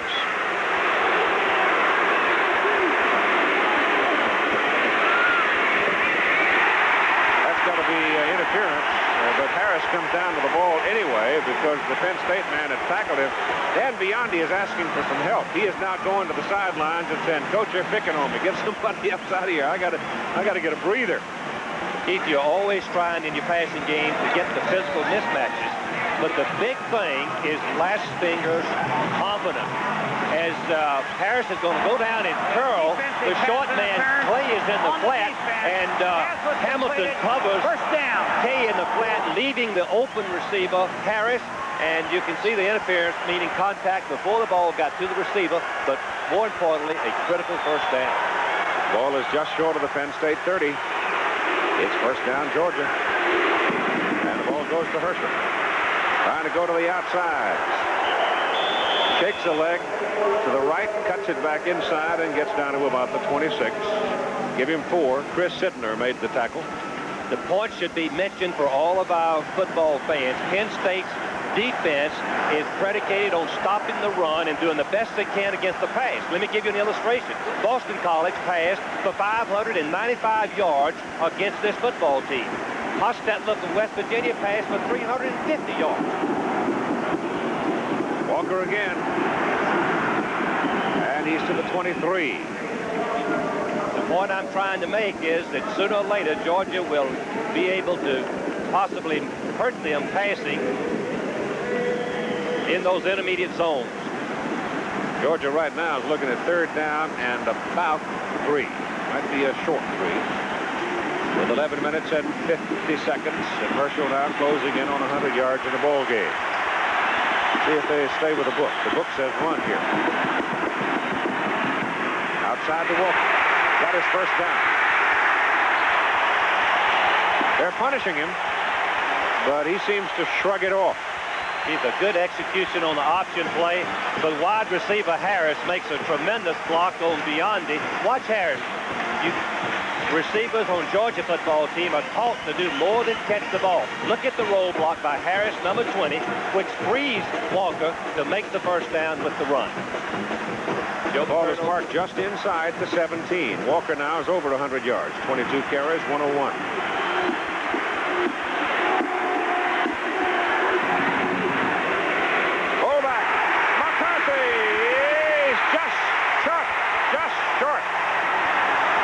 He blow through there. Mark Robinson got him, stopping the touchdown. Warren Gray, watch the left side of your screen. Watch Gray block over. He turns him inside.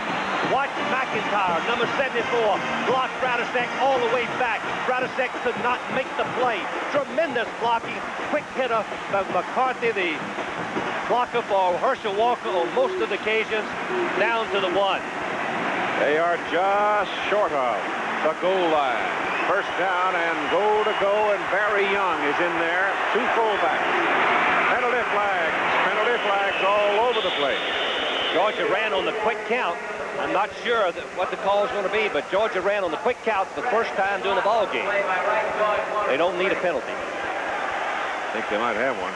Nope, it's against Penn State. Yep. Encroachment, offside. Penn State, that's about all a defensive man can do. When it's first down and 1 against Herschel, you've got to get the jump on the offense. Win that battle of 6 inches of that neutral zone, you have a chance. But you have to stay on sides. Touchdown here for Georgia. And the party's on again. Offside on the defense. First down, half the distance to the goal. That means the ball's about 6 inches away, if that much. What a drive Georgia has put together. Throwing and running, mixing it up. That's what you have to do against the Penn State defensive scheme. 2 fullbacks in front of Walker. Herschel's got it. Penalty flags again. He's in the end zone. But the penalty flags are all over the place. Hang on. It's going to be Penn State's penalty. Georgia will refuse it, and it's touchdown. Typical Georgia game. They look like they're struggling. They look like they might get beat, but they have come back and won 33 of the last 35 games. Watch the blocking. The offensive lineman must get low. If Walker's going over the top, the offensive blockers get underneath the defensive man. That's exactly what happened, and Walker scores the touchdown. Butler is in for the extra point try. Jim Broadway, the punter, does the holding.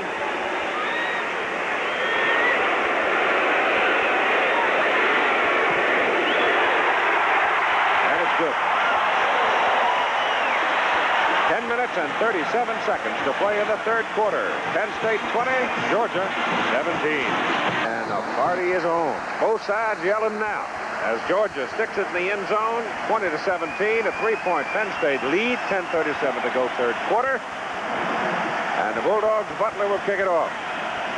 Bow and Mumford are deep people for Penn State.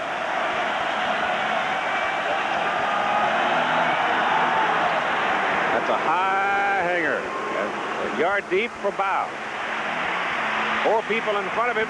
He almost pops out of there again. Oh, he is a dandy. But the Bulldogs get him up at the 18. So this is how Penn State will answer the call with the first defensive series of the 2nd half. Blackledge, Warner Williams, Jackson Garrity. Look out for Jackson. We haven't heard from him lately. Up front, McCloskey. Another fellow's been pretty quiet lately. Heller, Sparrows, Battaglia, Laub, and Cox. Keith, I look for Penn State to come back and try to strike very quickly. Quiet the crowd down and try to regain the momentum.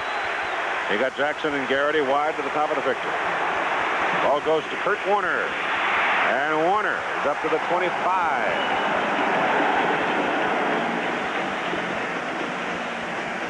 He got about 8 yards.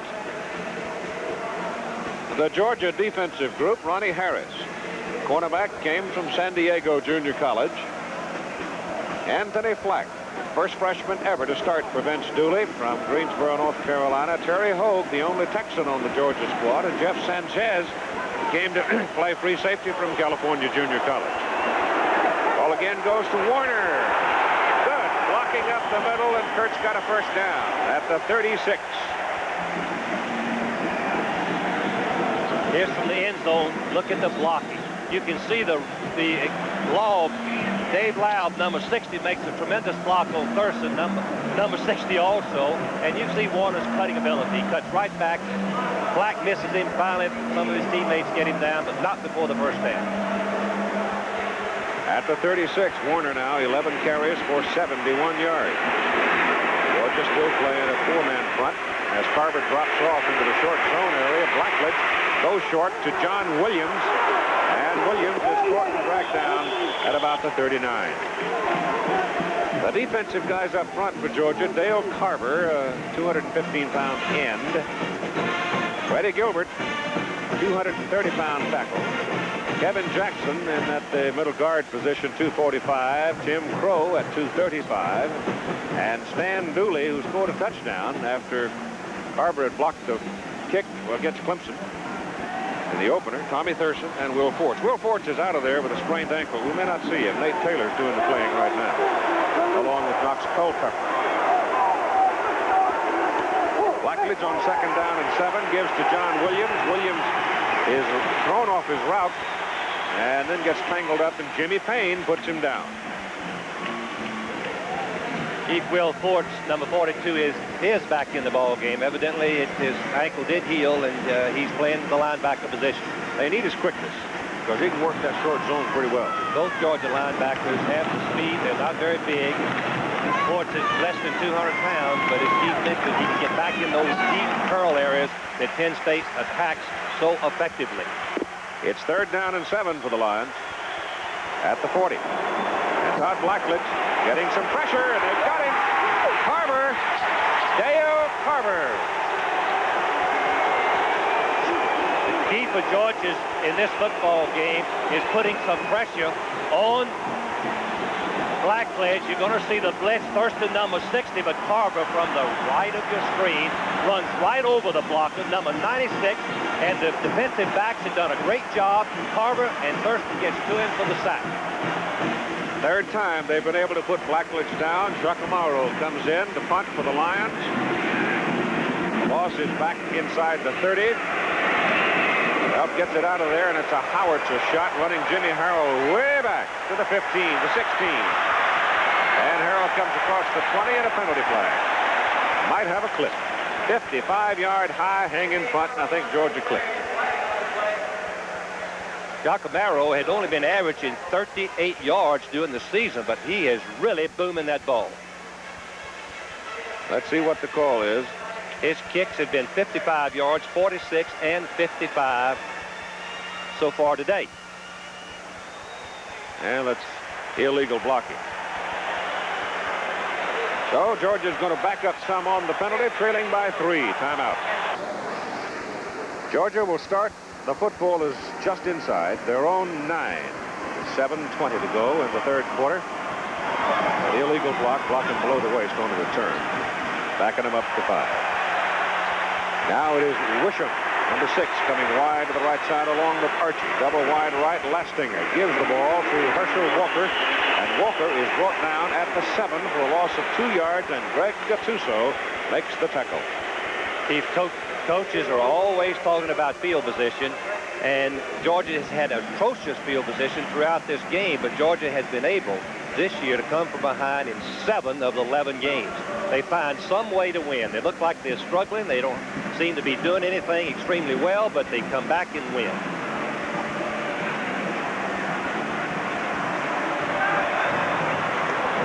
Lastinger out of the end zone.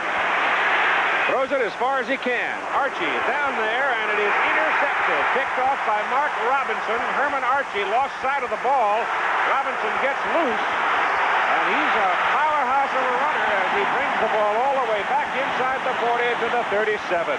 Archie lost sight of the ball, and Robinson just plucked it off.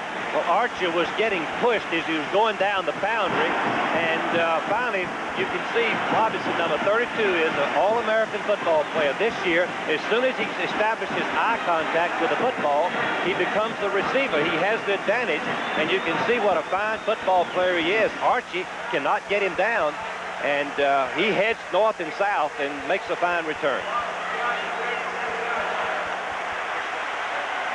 So just inside the Georgia 38. Here's Penn State operating now with 6.5 minutes to go in the third quarter. Georgia turning it over. Blackledge wants to go quick. He goes to the short screen pass for Kurt Warner. And a fine play by Terry Hogue. And a loss maybe of a half a yard or so on the play. Penalty flag on the field. Penn State has a penalty coming. I don't know exactly what it is.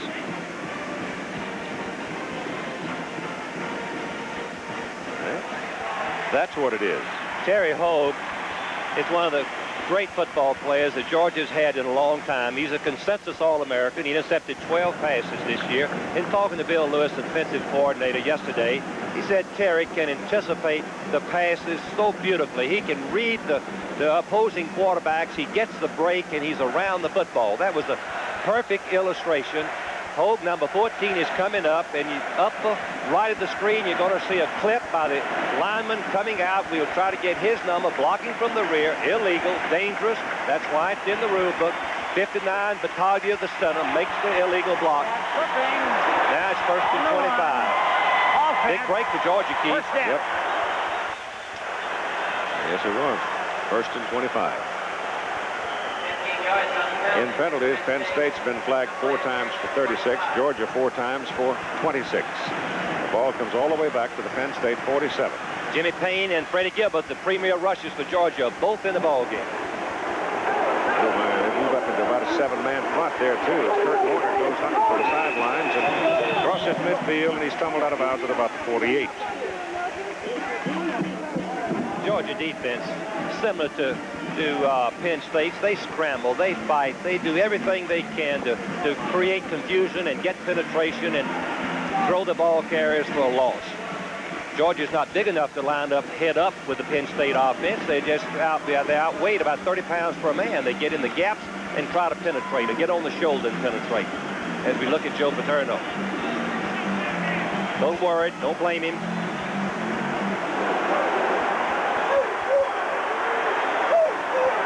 Second down, about 22. Georgia almost jumped. They got away with it.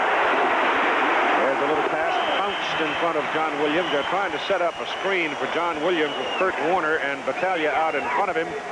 And the pressure was put on by Tim Crow, and Crow got him, forcing Blackledge to get rid of it quickly. But Georgia was offside. They did not get back out of the neutral zone before the ball was snapped. I didn't see the flag come, but it looked to me like they were out. And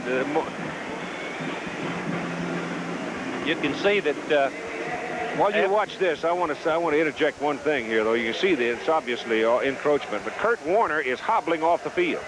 Kurt Warner is holding the back of his right leg. It looks like hamstring trouble.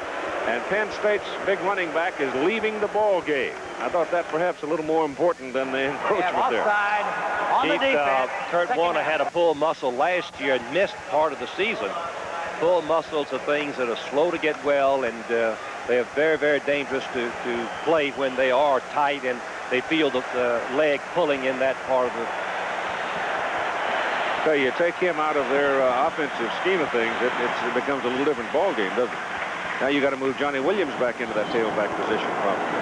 Right now, it's Blackledge back to throw. Todd wants to go over the middle deep, and he's going over the middle for McCloskey. Can't hang on. Gave it a great try. Big Mike went up and got a hand on it, but couldn't pull it down.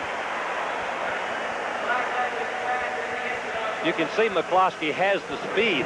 Bill Lewis, the defensive coordinator, said, hey, their tight end is just about as fast as their wide receiver. Carver is a defensive end trying to cover him. There's a mismatch in speed, but Carver stays close enough that forces the ball to be thrown high and above even the 6'5" reach of McCloskey, who makes a great effort. He hits his hand. Could have been caught, but it would have been a sensational reception. There's Kurt Warner on the sideline. Double wide, top of the picture. Kitty Jackson coming back toward the ball. Blackledge straight back. Can't get rid of it. Freddie Gilbert, number 90. Jimmy Payne, number 87. Jimmy Payne, number 87, has been a Southeastern Conference pick for 3 years. Watch why. He has persistence. He makes great effort.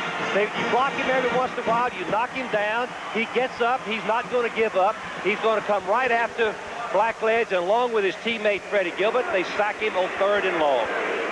And Giacomaro is in to punt. Keith, that's what we call a coverage sack. The defensive backs did an outstanding job. Blackledge had nowhere to go with the ball. Giacomaro spins it up. Harrell calls for a fair catch and makes it at the Georgia 15.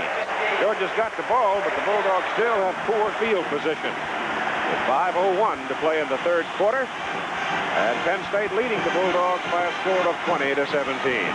Oh, that young lady is the favorite lady friend of one John Lestinger, the Georgia quarterback. Quarterbacks always get the prettiest girls. Ball is at the 15. Where it is Georgia's ball, first down. Penn State leading by 3. Georgia trying to spread them out a little bit by sending a man way wide to the top. Give the ball inside to Herschel Walker. And Walker remains pretty well controlled by Penn State in this ball game. The most important instrument for Georgia in this ball game, I think we've said before, is last thing to the quarterback. He's going to have to make some big plays, as he did right before the half and as he did right after the half when Georgia came back and scored 2 unanswered touchdowns, trailing 20-3, making it 20-17. We're told that Kurt Warner has a mild case of cramp in that right leg, and Kurt says he will be able to play. Jim Lampley checking with him. Here's Lasting on a roll left, keeps it. Up the middle he goes, dives for the marker, and then might have gotten him just short of it. Roger Puz, number 55, Greg Gattuso, Ken Kelly, all trying to pin him down before he got to the first down, and they stopped him. Lastinger has 4.6 speed. It's a rollout pattern. On this part of the field, if the receiver's not wide open, he's schooled to just tuck the ball under and use his running ability. And you see he makes nice yardage, gets under the linebackers to fall forward for extra yardage, close to first down. He's about 1.5 yards. Guess who? He didn't make it. Walker did not make it. Penn State defense made a tremendous play, penetrating against an experienced Georgia offensive line. No gain. No chance. That was a relatively unimaginative series by Georgia. When you look at the scouting report, you find that Georgia runs the ball on 3rd and short 98% of the time, and Penn State played this, thinking run, thinking gaps, trying to stop the short yardage attempt. 3:20 to go, 3rd quarter. Broadway to punt it. Snap's good. Kicks out of there. Not a particularly good kick. Bow comes up, calls fair catch, and sits down at the 41. Kevin came up and handled that knuckler pretty well after a 34-yard punt. Series right now. It is up to the Bulldog defense to hold on to Penn State. Lions leading 20-17 with 3:11 to go in the 3rd quarter. They had a 20-3 lead at one time. Georgia getting 1 touchdown at the closing moments of the first half and a touchdown in the opening moments of the second half. Close it to 3. Blackledge gives to John Williams. It was a busted play. Todd turned around and started to go one way, and by the time he was able to sort it out and get it to Williams, Dale Carver, this man, number 96, banged him. Coming from the outside. The play was supposed to go the other way, to the left, away from Carver, and finally Williams had to come back and get the ball, and Carver was right there on the spot to stop him for no gain. And a 2nd down and 10. Skeeter Nichols is in at tailback now. Warner has not come back this way. Nichols is in there. He is a sophomore from Cambridge, Maryland. probably checking off. Blackledge back to throw. Wants to go down the pipe. Finally does, and the pass is incomplete, intended for John Williams.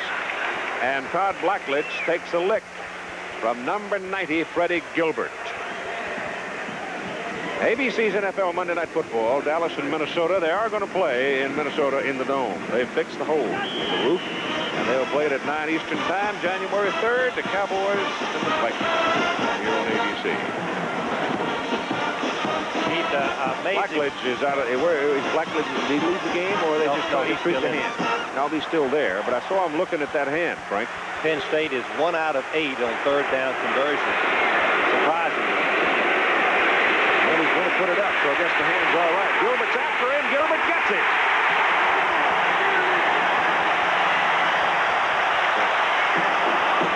Keith, that's again what we call coverage sack.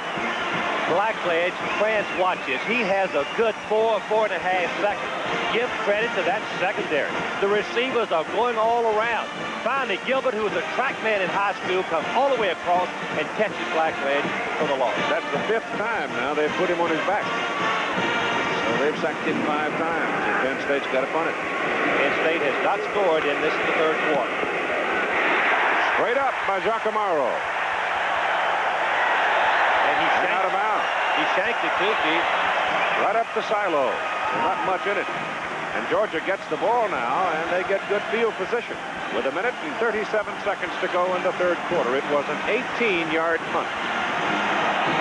Fundamental flaws in the kicking game and mistakes can beat a great football team. Take them right out of it. This is by far the best field position that Georgia has started on any of their 9 possessions so far in this game. And field position is important. McCarthy, the fullback. Herman Archie coming wide to the bottom of the picture. He's that big wide receiver, 6'5". Lastinger gives it to Walker. Walker trying to get to the sidelines. He gets 2 yards. Boy, I'll tell you, every time Herschel Walker has moved today, Harry Hamilton has been right there, step for step for step. As Kurt Warner still on the sideline. Keith, I think we should point out that Biondi is not in the ball game. He has left, and his substitute, Septa, has come into the ball game. The mismatch may no longer be there that Georgia took advantage of earlier in the quarter and at the halftime. Lastinger keeping. Gets to midfield. They'll be looking at 3rd and 5. There's Warner trying to stretch that right leg out. You don't want to go out there if that cramp is still there, because you wind up with a terrible spasm. Really painful. Against many football teams, Georgia could press the running game in this situation and do well. Penn State lines up thinking run, sacrificing pass coverage. Now they've played the 3rd down, they probably will throw here.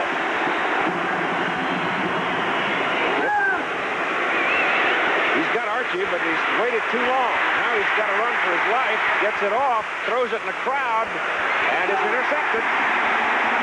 Very poor decision on Lastinger's part. He had Archie open, slanting across, and then he decided to run it off to the right side, which to a large degree took him away from his primary core receivers. Well, you can see Hines, 52, is putting a little pressure on him. And there's Walker Lee, actually, number 37, chasing him. Doesn't allow Lastingger to get set and really throw the ball with any accuracy. But once again, All-American Robinson makes the interception. Here he is, free safety, just playing the football. All he's doing is watching the quarterback. And as soon as he throws the ball, he's going to go to it like a center fielder, or left fielder on this occasion, Mark Robinson, number 32. That's his 2nd interception. 2nd turnover by Georgia. Penn State gets the football back, 1st down at their own 18-yard line with 28 seconds remaining to play in the 3rd quarter. Penn State has not had a turnover in this ball game, and Georgia, going into this game, had 46 for the season, over 4 per game average.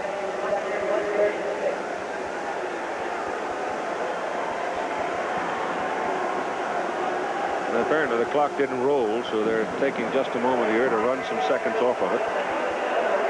Seconds that are agreeable in the judgment. In fact, the official clock really is kept to the back judge. So he was the one that picked it up and said run it down to 17. Blackledge in the first half had 160 yards. In the second half so far, Todd has produced 3 yards. What do you attribute that to? I think the pass rush, a combination of a good pass rush, forcing Blackledge to throw the ball before he wanted to, good coverage by the secondary, and getting some sacks after the quarterback Blackledge had no one to throw to. There's his numbers for the game. Most of that, as Keith said, in the first half. All but what, 3 yards? Yep, 3 yards. That's incredible. What a turnaround. But football games are like this. I've seen them many. We just turn completely around. From the 18, first down, Penn State. Kurt Warner back in the ball game to the 26. Kevin Jackson, senior from Cartersville, Georgia, brings it down. Kurt Warner has a different gait than the other backs. He's right through there and makes yardage with very little blocking. Third quarter is over. We will continue after this commercial message and the word from our local station. Momentarily disposed, and I'll take over the play-by-play until he returns. Starting the fourth quarter, Penn State leads 20-17. Second down and 2 from their own 27-yard line. Georgia defense has played exceptionally well in the third quarter, holding Penn State scoreless. The stats as we look at, Georgia has gained dramatically, 16 first downs to 11, lead in dramatically in rushing. Penn State still ahead in passing. Georgia total yardage, 2 turnovers for Georgia. Penn State did not capitalize on either. Second and 2. Blackledge has it, hands off to Williams very quickly up the middle. Stopped it for a very short gain. But I believe that he did make the first down. Linebacker Will Thorch was in on the play. First down for Penn State. As we start the fourth quarter, Georgia trailing Penn State 20-17.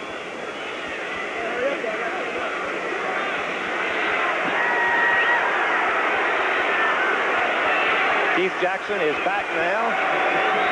The element of poise involved here, so important on first down for Penn State. And here goes Kurt Warner. And Warner breaking over the left side, running behind Cox and McGinnis. Wilson and Laub, that's where they all work. And once in a while, the big center Battaglia comes over, and looks like Warner is still having some trouble with the leg cramps.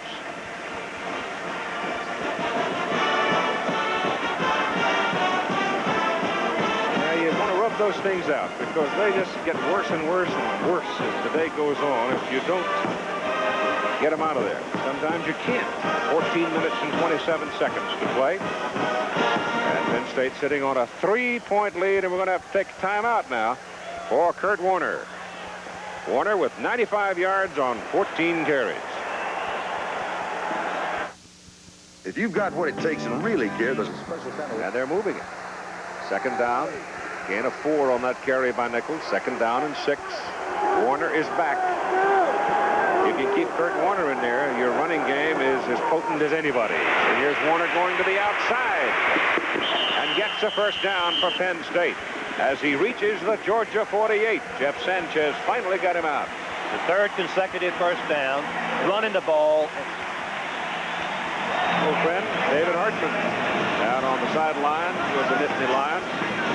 Joe Paterno personally invited David to come watch the ball game from that vantage point. I offered him some cotton, but he said no, he could handle it. As it is noisy down there.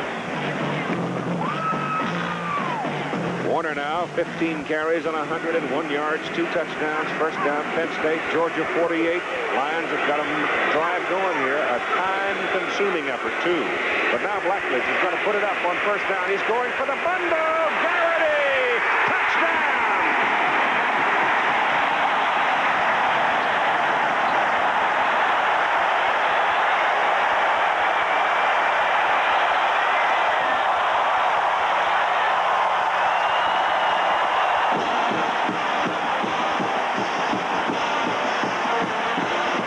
We talked about mismatches, physical. This was a mental mismatch. The senior, Greg Garrity, running right by the freshman, Tony Flack, number 8. He misjudged the pattern. He came up when he should have been retreating and covering deep, and Garrity ran right by him. Well, 48 yards and a touchdown. 3 receptions, 111 yards for Greg Garrity. And here's your extra point try. Capano nails it. And 13-16 to play in the football game. Penn State can take a deep breath. The lead is going back to 10, 27-17. And watch this catch by Garrity. It's a play-action fake, faking to Warner and throwing back. And watch how deep and behind you see Garrity go right by number 8. What a beautiful throw and catch. You couldn't ask for anything any better. From the end zone, the fake is to your left, meaning throwback. We're going to go back against the grain, and Flack, the freshman, playing against the senior, Garrity. You're going to see him run right by him, but the beautiful arch on the ball and the stretch, the leap, the catch by senior Greg Garrity. That Greg Garrity's daddy played for Penn State. He was a walk-on, and his daddy had caught 54 passes for his career. Coming into this ball game, this young man had beat his daddy by 55. And, of course, he's had a great game today. Watch him concentrate on the ball, look it into the arms, touchdown. Great camera work, man. Great camera work.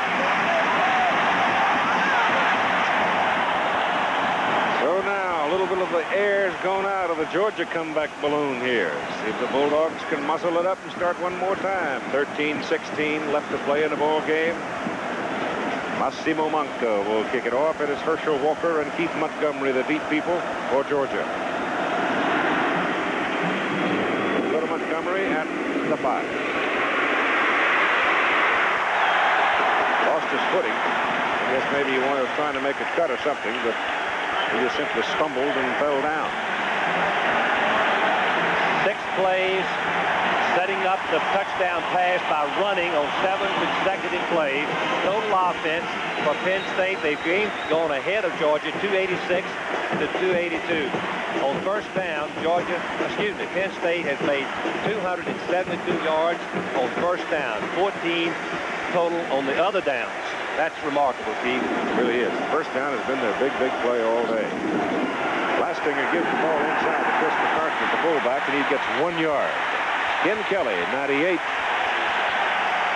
Ken Kelly was involved in the defensive switch that made this defensive team for Penn State. The last 6 ball games, they've only given up 48 points. Penn State man down. Can't get his number. I don't want to guess. They've got a timeout car. It is Ofer. Dave Ofer is the man shaking up on the play. He plays the down lineman position, one of the 2 down linemen of the Penn State defensive scheme, he and Greg Gattuso. So with exactly 13 minutes to play in the ball game, we've got a timeout for David. Penn State leading now, second down and 8. Georgia's ball, their own 22, and they're trailing by 10 points. Lastinger has double wide top of the picture.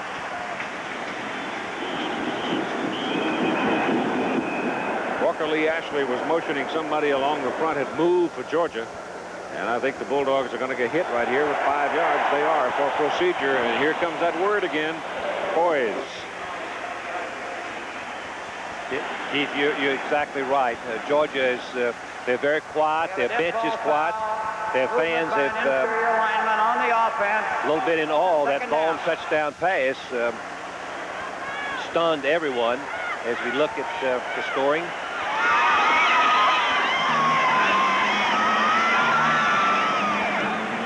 Now it's second down and 13. And Lastinger back to throw, in trouble, gets it off to the sidelines, and the pass is incomplete. Incomplete, intended for Kevin Harris. Harris had it, but there were thundering hoofbeats coming from Chris Sidner. And some thundering hoofbeats coming at John Lastinger, namely Walker Lee Ashley. Ashley was right on top of him, and Lastinger had to throw the ball. Watch number 37. You can see he gets a quick jump across the line as McIntyre, the tackle, couldn't pull it back deep enough to block him, and Ashley makes another fine play. What a football player he is. Third down and 13.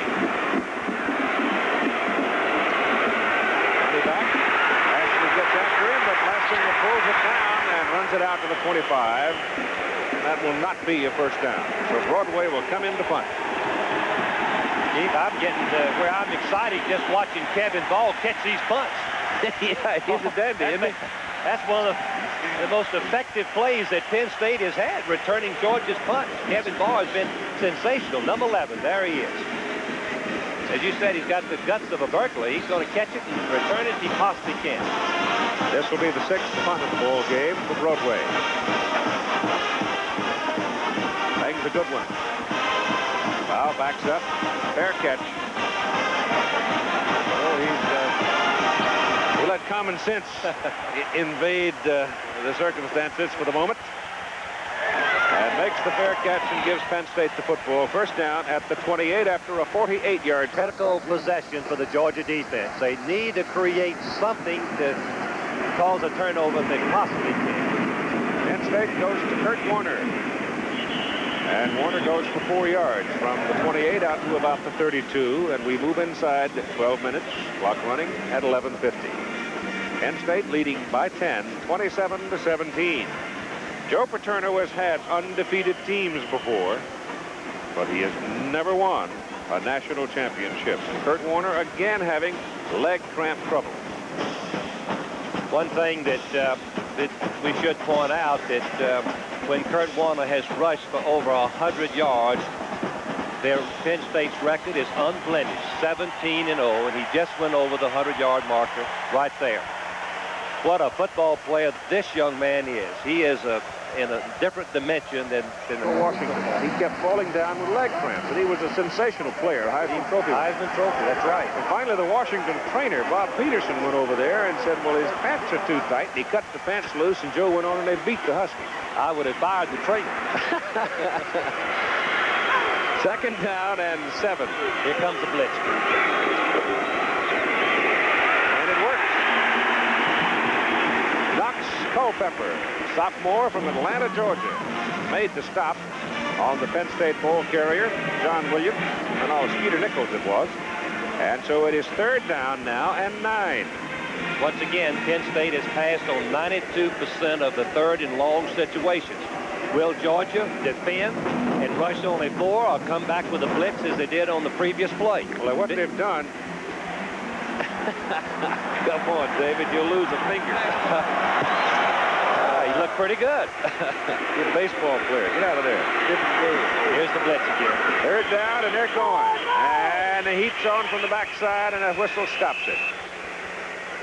And a flag came early on that one. Looks like somebody inside may well have moved. Penn State. Blackledge showing disappointment on it. I believe is a yes. I thought it was they had exceeded the 25-second spot. Could be. Vance Carlson will tell us. Delay a game, offense, violation of the 25-second count.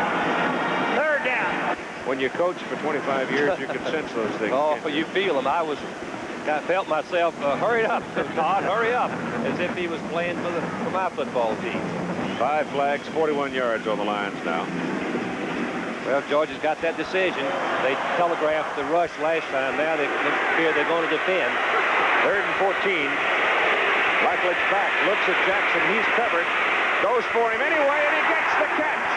And he is nailed up across the 40 at the 41, but it's good for a first down. Tony Flack hit him hard, but Kenny Jackson, once he gets his hands on it, will normally hang on. To throw this type of pass, you need poise, you need a rifle for an arm, you need speed at the wide receiver, ability to catch that type of pass, hold on to it, and 3.5 seconds of line protection. Penn State has all of those capabilities. Jackson is outstanding. He has caught 17 touchdown passes in his career as a Nittany Lion. Great catch. And the first down at the 42. Skeeter Nichols. Got about 4 yards as we go inside 10 minutes to play in the ball game. 9:45. Clock running. That's an impressive group along the front for Penn State. Contz, McGinnis, Lau, Battaglia, Sparrows, Keller. Keith Kuntz is the only returning starter at the position. Spiros was a tackle, moved to guard. So really, they've rebuilt that offensive line during this season. They've got Bow wide now. 2nd down, 6.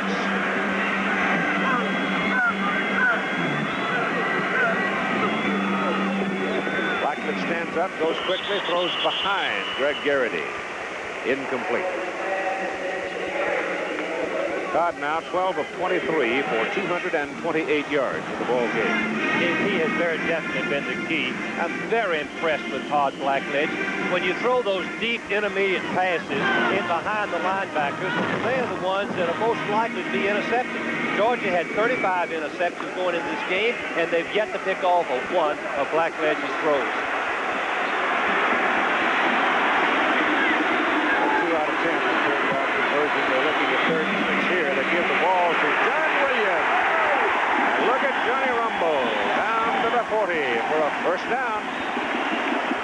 Stan Dooley brought him down. When you think run on defense, when you think pass, you're trying to get up the field. You can see the Georgia people run themselves right out of the play. It was a draw play. Williams is the fullback. Played tailback some last year when Warner was hurt. Will probably be the tailback next year, as Keith had mentioned earlier in the show.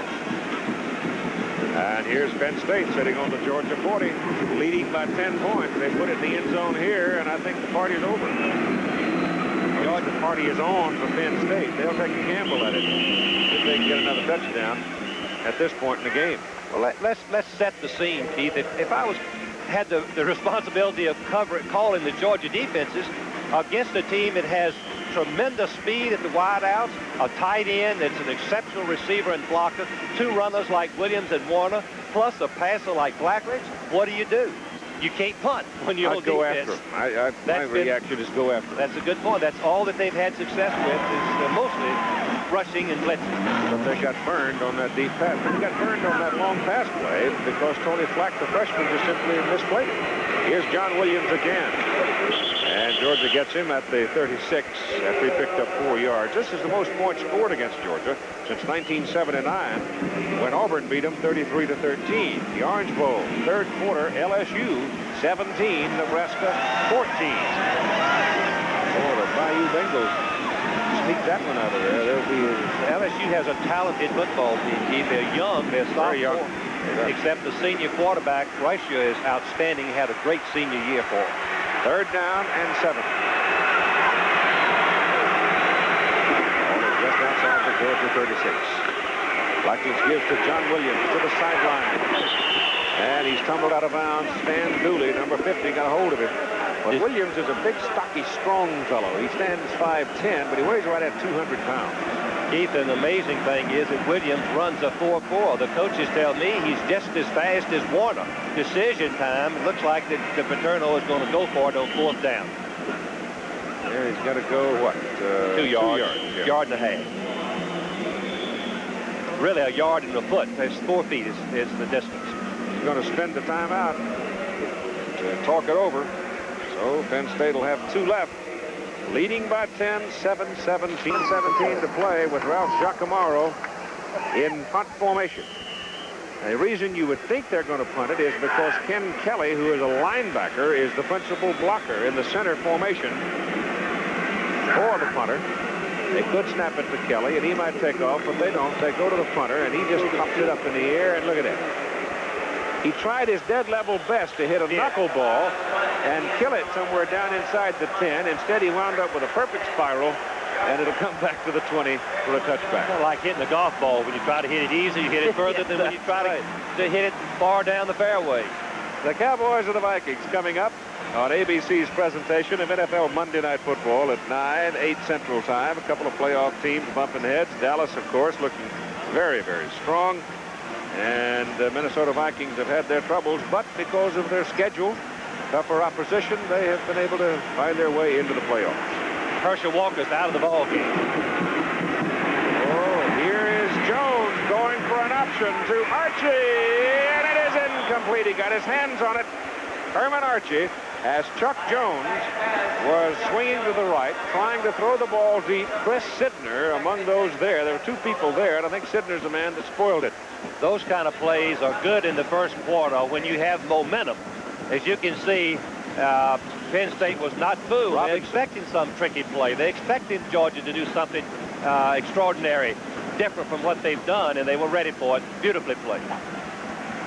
And now Walker comes out into the wide position. He and Harris are lined up wide on the left side. They give it to Herschel, trying to get him one-on-one. He takes it back toward the middle, and he takes a lick from Walker Lee Ashley and goes down. After gaining 2 yards, it'll be 3rd down, and they will need 6. Penn State has, we've already mentioned, 2 defensive linemen down in what we call a lineman stance. The rest of their people are standing up, watching for Herschel, being able to react up and down the line in gang tackling pursuit. Herschel Walker made 85 yards in the first half. He's gained 12 in the second half. He's out there as an eligible receiver. Lastinger is caught behind the line of scrimmage by Walker Lee Ashley. And Walker Ashley played a great football game. When you have a defensive player like this and he's having a good game, boy, the adrenaline gets deployed, and he wants to make more big plays. And there's nothing like a sack. You can see the block by the fullback did not put him on the ground. He just kept his feet and makes a sensational diving tackle on 3rd down. First sack of the Georgia quarterback today. And on 4th down and about 17, they will punt. Broadway stands at his end zone. He should hit it up around the 3. Gets it out. Good kick. Very good kick. Bow drops it. Georgia's got it. Just when I brag on him, he drops the ball. Yep. I'm saying Georgia's got it. That seems to be it is Georgia's ball. So Kevin Bow gambled one time too many. 43-yard putt. Didn't come up with it. Georgia somehow finds a way to stay in the football game. The amazing part of it is that they're in this football game, and it shows the character they have, and also some luck right there as Bow dropped it, but the great coverage by Georgia. They were surrounding Bow, and they got the ball with a great opportunity. First down, Georgia at the Penn State 43, 5 minutes and 38 seconds to play in the ball game. Please throw the ball if you want to win. Walker's at flank. Yep, got him out there again. He and Harris on the same side. Lastinger looking at him, gets it away. Pass caught by Harris, and Harris is dropped at the Penn State 27. The reason Harris was wide open, they went after Walker. They went right after Herschel going down the boundary. Changing the formations is the easiest way to mix up your offense. That's the simplest and sometimes the most successful, and you can see the linebackers and ends taking off after Walker, leaving Harris, number 20, open. Walker's back at tailback now on first down. Lastinger lets it go, and the pass is drilled and complete to Clarence Kay, the big tight end. And that was an All-American pass that Mr. Lastinger stuck in there that time. Clarence Kay is an excellent target. As I had said earlier, he may be the most physical player on the Georgia football team. Big, strong tight end. Made a great run and catch to set up the second field goal against Clemson early in the season. Second down and 1, 4:45 to play in the ball game. Ball goes to Herschel. Walker looking for the first down. Got that. Goes out of bounds, saving time as he skips out at the 12. Run out by Mark Robinson. And the clock stops at 4:38 to play in the game. Anytime you see Walker go outside and make yardage, you know that their fullback, McCarty, has made a good block. Once again, he blocked the contained man, and Walker just sprung right outside for the first down. Now, here is Tron Jackson into the lineup. First time we've called his name today. Number 25 in at tailback as Walker stays on the sideline. And Jackson goes in motion, and the ball is given to the fullback. And McCarthy punches to about the 9, where Dave Paffenroth brings him down. They're working on Walker. I don't know what it is that's bothering him. Can't see pictures tonight. The Georgia offensive line is an experienced unit. Really, probably the strength of their football team, but that shows you just how good that the Penn State defense is. They've done a great job of shutting down the Georgia run. Ron Jackson again goes in motion. Here's Lastinger back to throw, running for his life, throws in the end zone. No! Oh, my goodness, I think maybe Clarence Kay tipped the ball away from Kevin Harris. Harris might have been able to catch that ball, but they weren't looking for each other. There was no particular play. It was just scrambles time, and it got away. When you roll out to the right against a team with the speed of Penn State, Hamilton, their safety, is blitzing and forced Lastinger just to throw it up. Goodness gracious, I believe that you're right, Keith. If Kay had not gone up, Harris would have called it for the touchdown.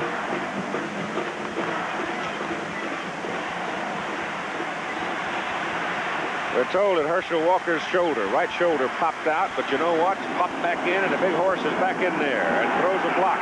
And the quarterback gets it away to Kay, and he's got a touchdown to Clarence Kay.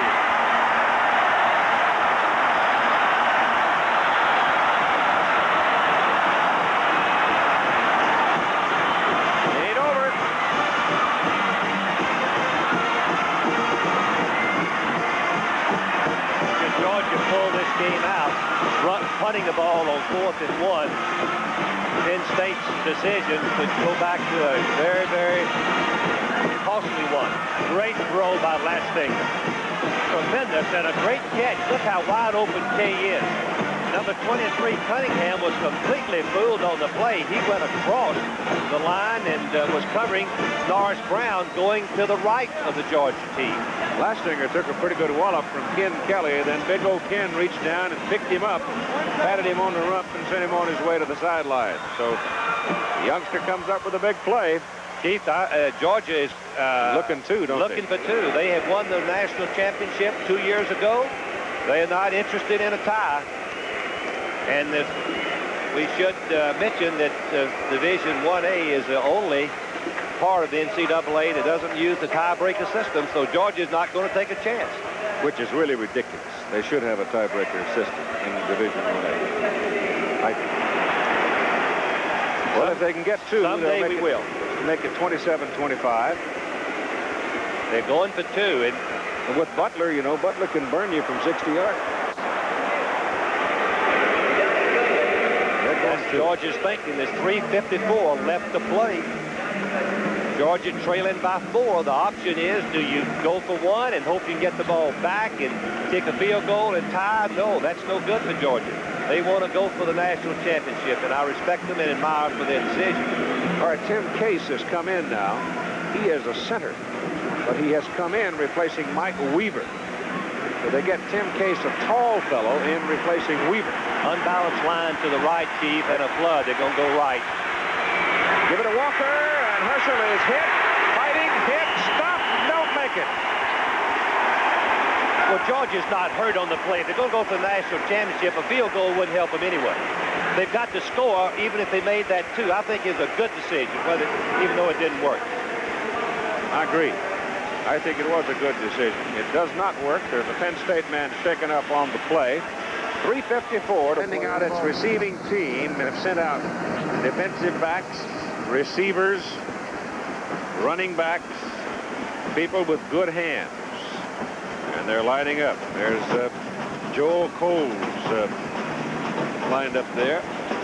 Keith, the option is that with 3:54 left to play, you have to gamble that your defense can stop Penn State and get the ball right back, but then you would have probably less than a minute and a half to move down the field, and Georgia's not geared to move that quickly, although they did at the close of the first half on some real unusual type plays. Well, we'll see what this decides to do. 3:54 is a lot of time. Right? They have each team has 2 timeouts left. Yeah. I don't know if I'd want Penn State to have the ball in midfield. But that's not my decision, thank goodness. Not mine either. 27-23, Penn State. Butler. He hooks it off to the sidelines, jerks it out of bounds down around the 15. I don't think he wanted to do that. He was trying to hit an open spot away from the 2 backs that are back there to handle the ball. The 2 being Jackson, the wide receiver, and Val, the safety man. And the 2 men would have a hard time covering the ball. In fact, what he tried to do is take it right over their head and hope that the Georgia players would get down and recover. The defensive people, Bow and Jackson, are not lining up very deep for you fans. You can't see it there. You can see it there. One is on the 25-yard line, and one is on about the 35-yard line.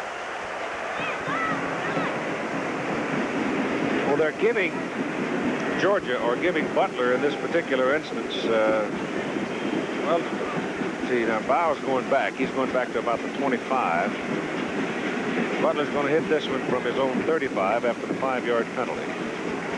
And Penn State is still reading onside kick because they've still got all of those defensive backs and running backs and receivers up front. They're giving him 25 yards. There's 25 yards of open territory behind Jackson and Bow for Butler.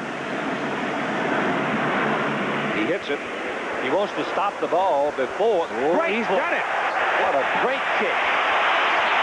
And they've got Bow deep. Oh, my gosh, Frank. The kid did just exactly what he wanted to do. He's a sophomore, and he's one of the coolest youngsters I think I have ever seen. Penn State, in my judgment, made the mistake of not putting at least one man back to the goal line to handle any deep kick. That was a tactical error on Penn State's part. There's no reason not to have him back on the 15-yard line of the 10 to guard that territory. So here are the Lions leading by 4 points with 3:53 to play in the ball game. They have the ball at their own 14. First down has been the big down for them. Here's the blitz. Georgia's got to go after him now. Blackledge back, hands the ball off. Kurt Warner. Warner trying to get outside, struggling with leg cramps. He gets 6 yards as he comes up across the 20. Jimmy Payne made the tackle. One of the most troublesome plays against the Georgia scheme of defense is the cutback. Going out the back door. Warner picked up about 7 yards, going back away from the way the play was designed. Yeah, they give him the ball at the 21. Warner's back there stretching, Keith, trying to free up his leg. Well, they got Williams right in front of him. And Warner's got it. And Warner should have his first down. He's close. Depends on the mark. Whether it's a right-footed mark or a left-footed mark, I reckon, will tell you whether or not he's got his first down. So it'll be 3rd down and very short, or else it'll be 1st and 10. And Vance Carlson wants a long look, may bring the change. We coaches are always joking and saying, well, you have to learn to play with pain. You can't play with injury, but you can play with pain. And you would have to say Warner has been very gallant. And now I believe Warner's going off the field. He just can't do it anymore. It's too painful. Well, at least cannot. Yes, he's going on. Just short. 3rd down, and Warner is leaving the ball game. Well, Joel Coles will come in. I suspect what will happen now, let's see, you'll probably get Coles in. Now you're going to get Mumford. You're going to get Tony Mumford come in there and probably be the tailback with the Williams and Coles in front of him, or else you could get Mumford lining up at fullback with Johnny Williams at tailback. What a big play for Georgia, Keith. They've got to gamble. They've got to have everybody going through the gap, try to cause the bad play. 3rd and a foot. Quarterback sneak, and that should do it. That should be enough for the first down out to the 25. Another advantage of a big, strong, 6'4", 210-pound quarterback. Muscle right over behind the guard. You know, Blackledge, I have a soft place in my heart for him. He's the son of a football coach. His dad coaching at Kent State for the Pittsburgh Steelers right now, and coach's sons have a hard time, believe me, to be a great athlete. And he's a Phi Beta Kappa. 3.8. Fine young man.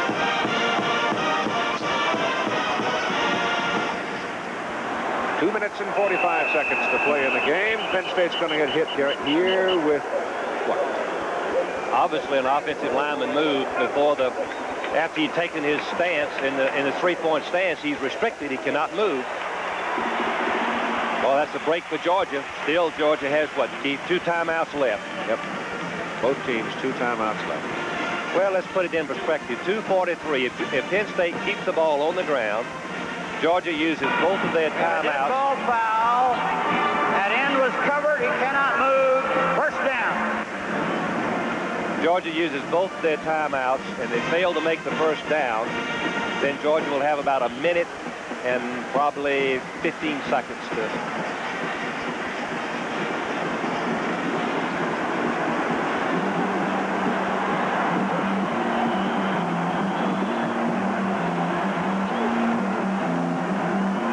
and 15. Blackledge turns, gives the ball up to John Williams, and Williams breaks one tackle, but Jeff Sanchez finally brings him down. He picked up 6 yards on the carry. The clock is running. 2:10 coming up. They stop it? Nope, not yet. 27-23, Penn State. No Paterno undefeated teams in 68 and 69 and 73 has never won a national championship. The biggest prize in college football. SMU beat Pitt today 7-3, finished undefeated. One tie right against Arkansas. 2nd down and 8. Williams again, hard runner, left side to 32. They've got to go to the 35, just over it to get the first down. And now timeout is called by Georgia. They've got one left. You've got 1 minute, 37 seconds to play in the ball game. 3rd down, short 4, long 3, however you like it. The ball is sitting just outside the 31 of Penn State.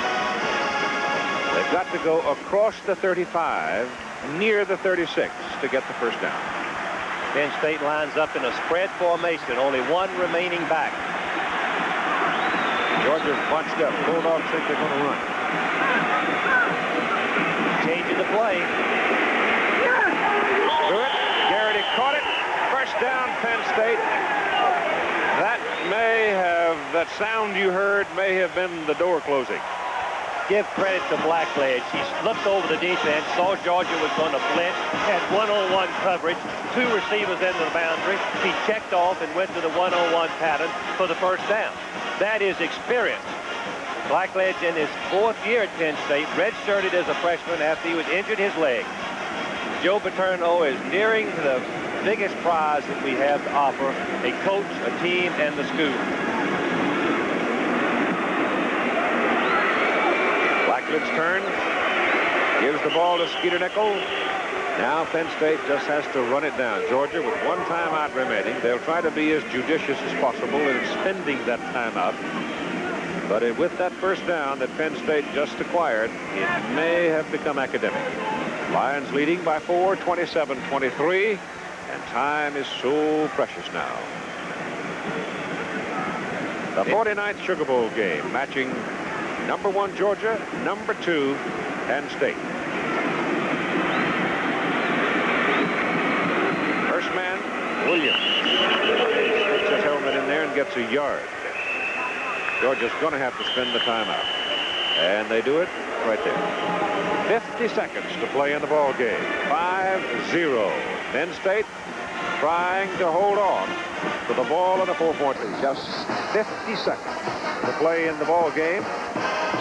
Penn State, 4-point lead. Georgia now with no timeouts remaining. They just spent the last one. All the Lions have to do, really, is snap the ball twice, don't make any mistakes. Don't get to running around in such a way that you can lose the ball. There's a loss on the play. It is 4th down. And the clock is running. And they just let it run and let it run and let it run right down and take the last tick of the clock and then punt it away. Georgia's only chance is to block the kick, and they've got them all up there. Georgia will get the ball with about 9 seconds left on the clock. They're going to send Jimmy Harrell, the deep man. Penn State's not going to punt. They're just going to snap the ball and run it down. They don't have to punt. They could. It was probably the safe thing. They'll take the 5-yard penalty.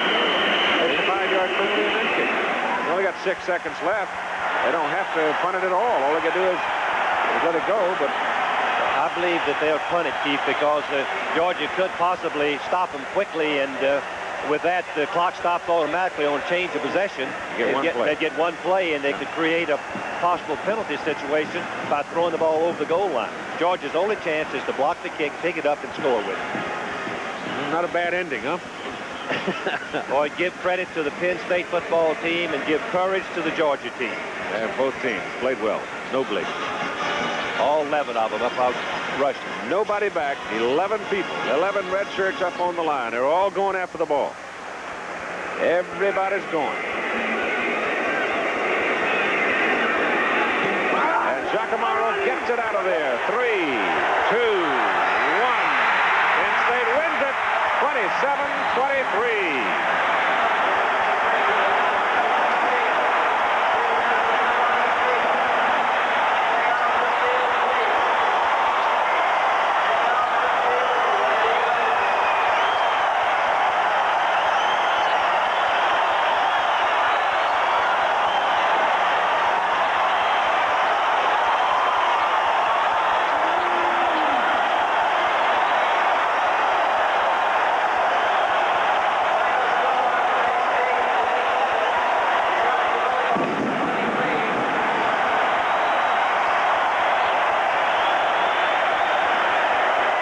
Paterno down in the middle of the happy melee that is swirling in the center of the Sugar Bowl, and now up on the shoulders he goes. Joe's had this trip before, but I don't know if he's ever enjoyed it more, because he is now truly, genuinely in position to perhaps be crowned the national champion. Remember, however, SMU beat Pittsburgh today 7-3, and the Mustangs, out of the Southwest Conference, did not have a loss. They had only a tie, 17-17 tie.